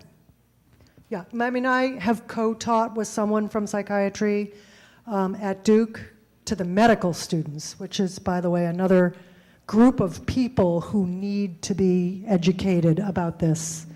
And so I have changed the way I teach about alcohol to medical students over the past 30 years, and now I talk about FASD. They can read about all the other stuff. Who else has a question? Okay, first you, and then over in the corner. So if the kids have these issues, but there's no facial characteristics, how do we know they're not, I teach middle school, if they're not just being a defiant teenager and instead there's a reason for them to behave like they're doing? Chandra or Claire, do you want to comment on that? That's a really good, that is a really good question. I'm thinking about that as I'm talking. I mean, the students that I identify in my mind now that I used to work with, that weren't identified, but now when I look back, I think they were probably they had a lot of behavioral problems. And they came from situations, family situations, where there was most likely drinking and other issues. So I'd probably suggest a student study. Did you do student study teams? Where the teachers get together, where the teachers get together with the parents, bring them in, and talk about what's going on. And I'd say that's the first step to try to address what's happened in the background. Have you always seen this? Just to get that beginning piece in place. I've found that student study teams can really take off and lead to other pieces of the puzzle down the road to help those students. So that's the first thing. Another thing that occurs to me, and I've talked to other people about it, is that sometimes you don't have to have a diagnosis to know that this is an appropriate way to teach a child. So if you see all the characteristics, try it and see if it helps. That's why I kept putting my hand out, because I Yeah. think, I probably know the answer. Yeah. And the other piece is, if you suspect there could have been exposure, like if you know maybe the mother's in recovery, or there's been some addiction thing, or if the child's been adopted or from like very high risk areas like Russia. There's certain things you kind of put together, not that one thing would be it, but if that, and then also things like memory issues, and you start to put the puzzle together. So. Yeah, memory problems should be reserved for us oldies. When you see it in the little kids, that's a light bulb moment. Yeah. Okay, in the corner.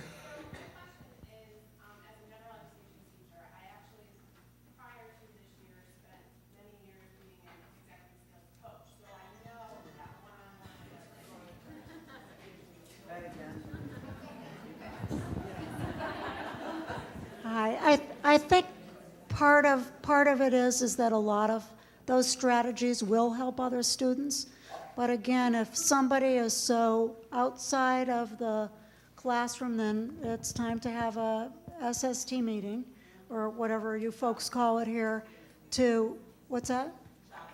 A child study team meeting to brainstorm, to alert everybody that something else is going on, because they may need a different setting or extra help if it can't be done solely in the classroom. But I think when I look at some of the strategies that I talked about, I think a lot of those strategies help everyday kids. So whatever you can do to help implement there, and yeah, I mean, some of the students I talked about I had a classroom of 5 students with 2 helpers. So that's a whole different scenario, yeah. My question kind of goes along with that. The strategies that are on your worksheets, are they research-based strategies? Some are, some aren't. Evidence-based, you mean?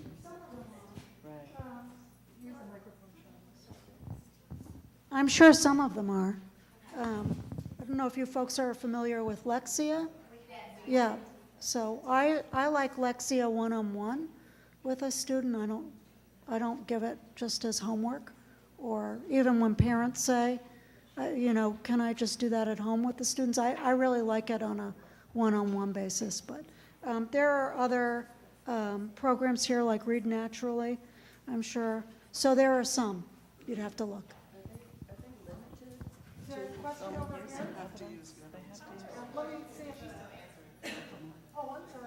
No, we're talking behind your back. My question for Ms. Mitchell. About a month or so ago, my sister and I were at a high-priced restaurant, and we saw this woman, her friend, with another group, and she was evidently pregnant, anywhere between 6 and 8 months. It was the fetus. Well, at this point in time, a fetus is not a person. So legally, to have a law to protect the fetus at this point in time, that's, by law, they're not a person yet, okay? Number 2, there is no law to prohibit a pregnant woman or any women or any group of people from drinking. So it would actually be illegal for a bartender, for instance, to not serve a woman, although we do have servers and bartenders that have refused to serve pregnant women. So there is no law on that, and that's where the public health messages from people like NOFAS, and we work with the government, with the CDC and NIAAA, and used to be SAMHSA, but not anymore. We try to get the right information, the facts out, okay? There is no safe alcohol. Those are all myths. I have heard people, and I heard that when I was pregnant, that drinking wine was, especially red wine, was good for the baby's blood. It's like, oh, well, I can drink wine then. But then Jeannie Harris told me that I should drink a beer a day because the protein in the beer, now, mind you, I'm 16, is really good if you want to have a nice big fat baby. So I thought, well, I can drink a beer. But unfortunately, people still do hear these things, believe these things. And our biggest challenge is the moderate alcohol use. So the lady at the nice restaurant who could afford to go to a nice restaurant, drinking the glass of wine, may actually, believe and may have gone on the internet to research, can I have 1 glass of wine a week or something like this? And the newest DSM diagnosis actually, now that's no facial features, no growth, just brain effects, actually requires that somebody has drank 13 times in 1 month, 13 drinks in a month. So people that are savvy and go on the internet, they read that, so they figure I'm okay if I drink under 13 drinks per month. So these are some of the health promotion, public health issues that we have dealing with this. The other thing I'll just add, because I do teach this to the medical students, it doesn't stop with birth. So even breastfeeding, whatever's in the mama's blood is in the mama's milk. And then it's in the baby's blood. And the baby doesn't have the ability to metabolize the alcohol yet, but the mama does, and the mama passes on a very toxic metabolite to the baby. So there is a big myth out there that once you've had the baby, go back to drinking your wine. And I teach the medical students, not until you finish breastfeeding. And that's a decision that the mom has to make, whether they're willing to give up the alcohol for however long they want to breastfeed.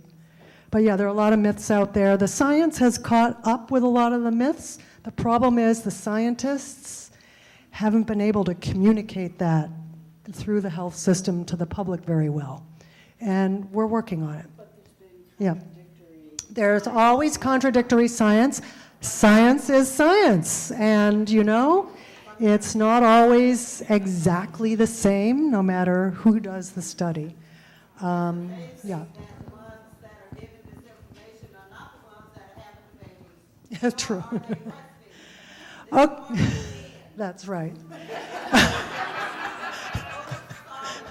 Okay, I relate this to when I got my first word processor for my thesis in 1982, and they had just invented the word processor. And I was so upset because there was no way to do a superscript. And my comment was, it must be men that are inventing word processors, because back in the 80s and before, men never typed. They never typed. By the way, they never talked on the phone either. Okay, so now I am going to have a few announcements.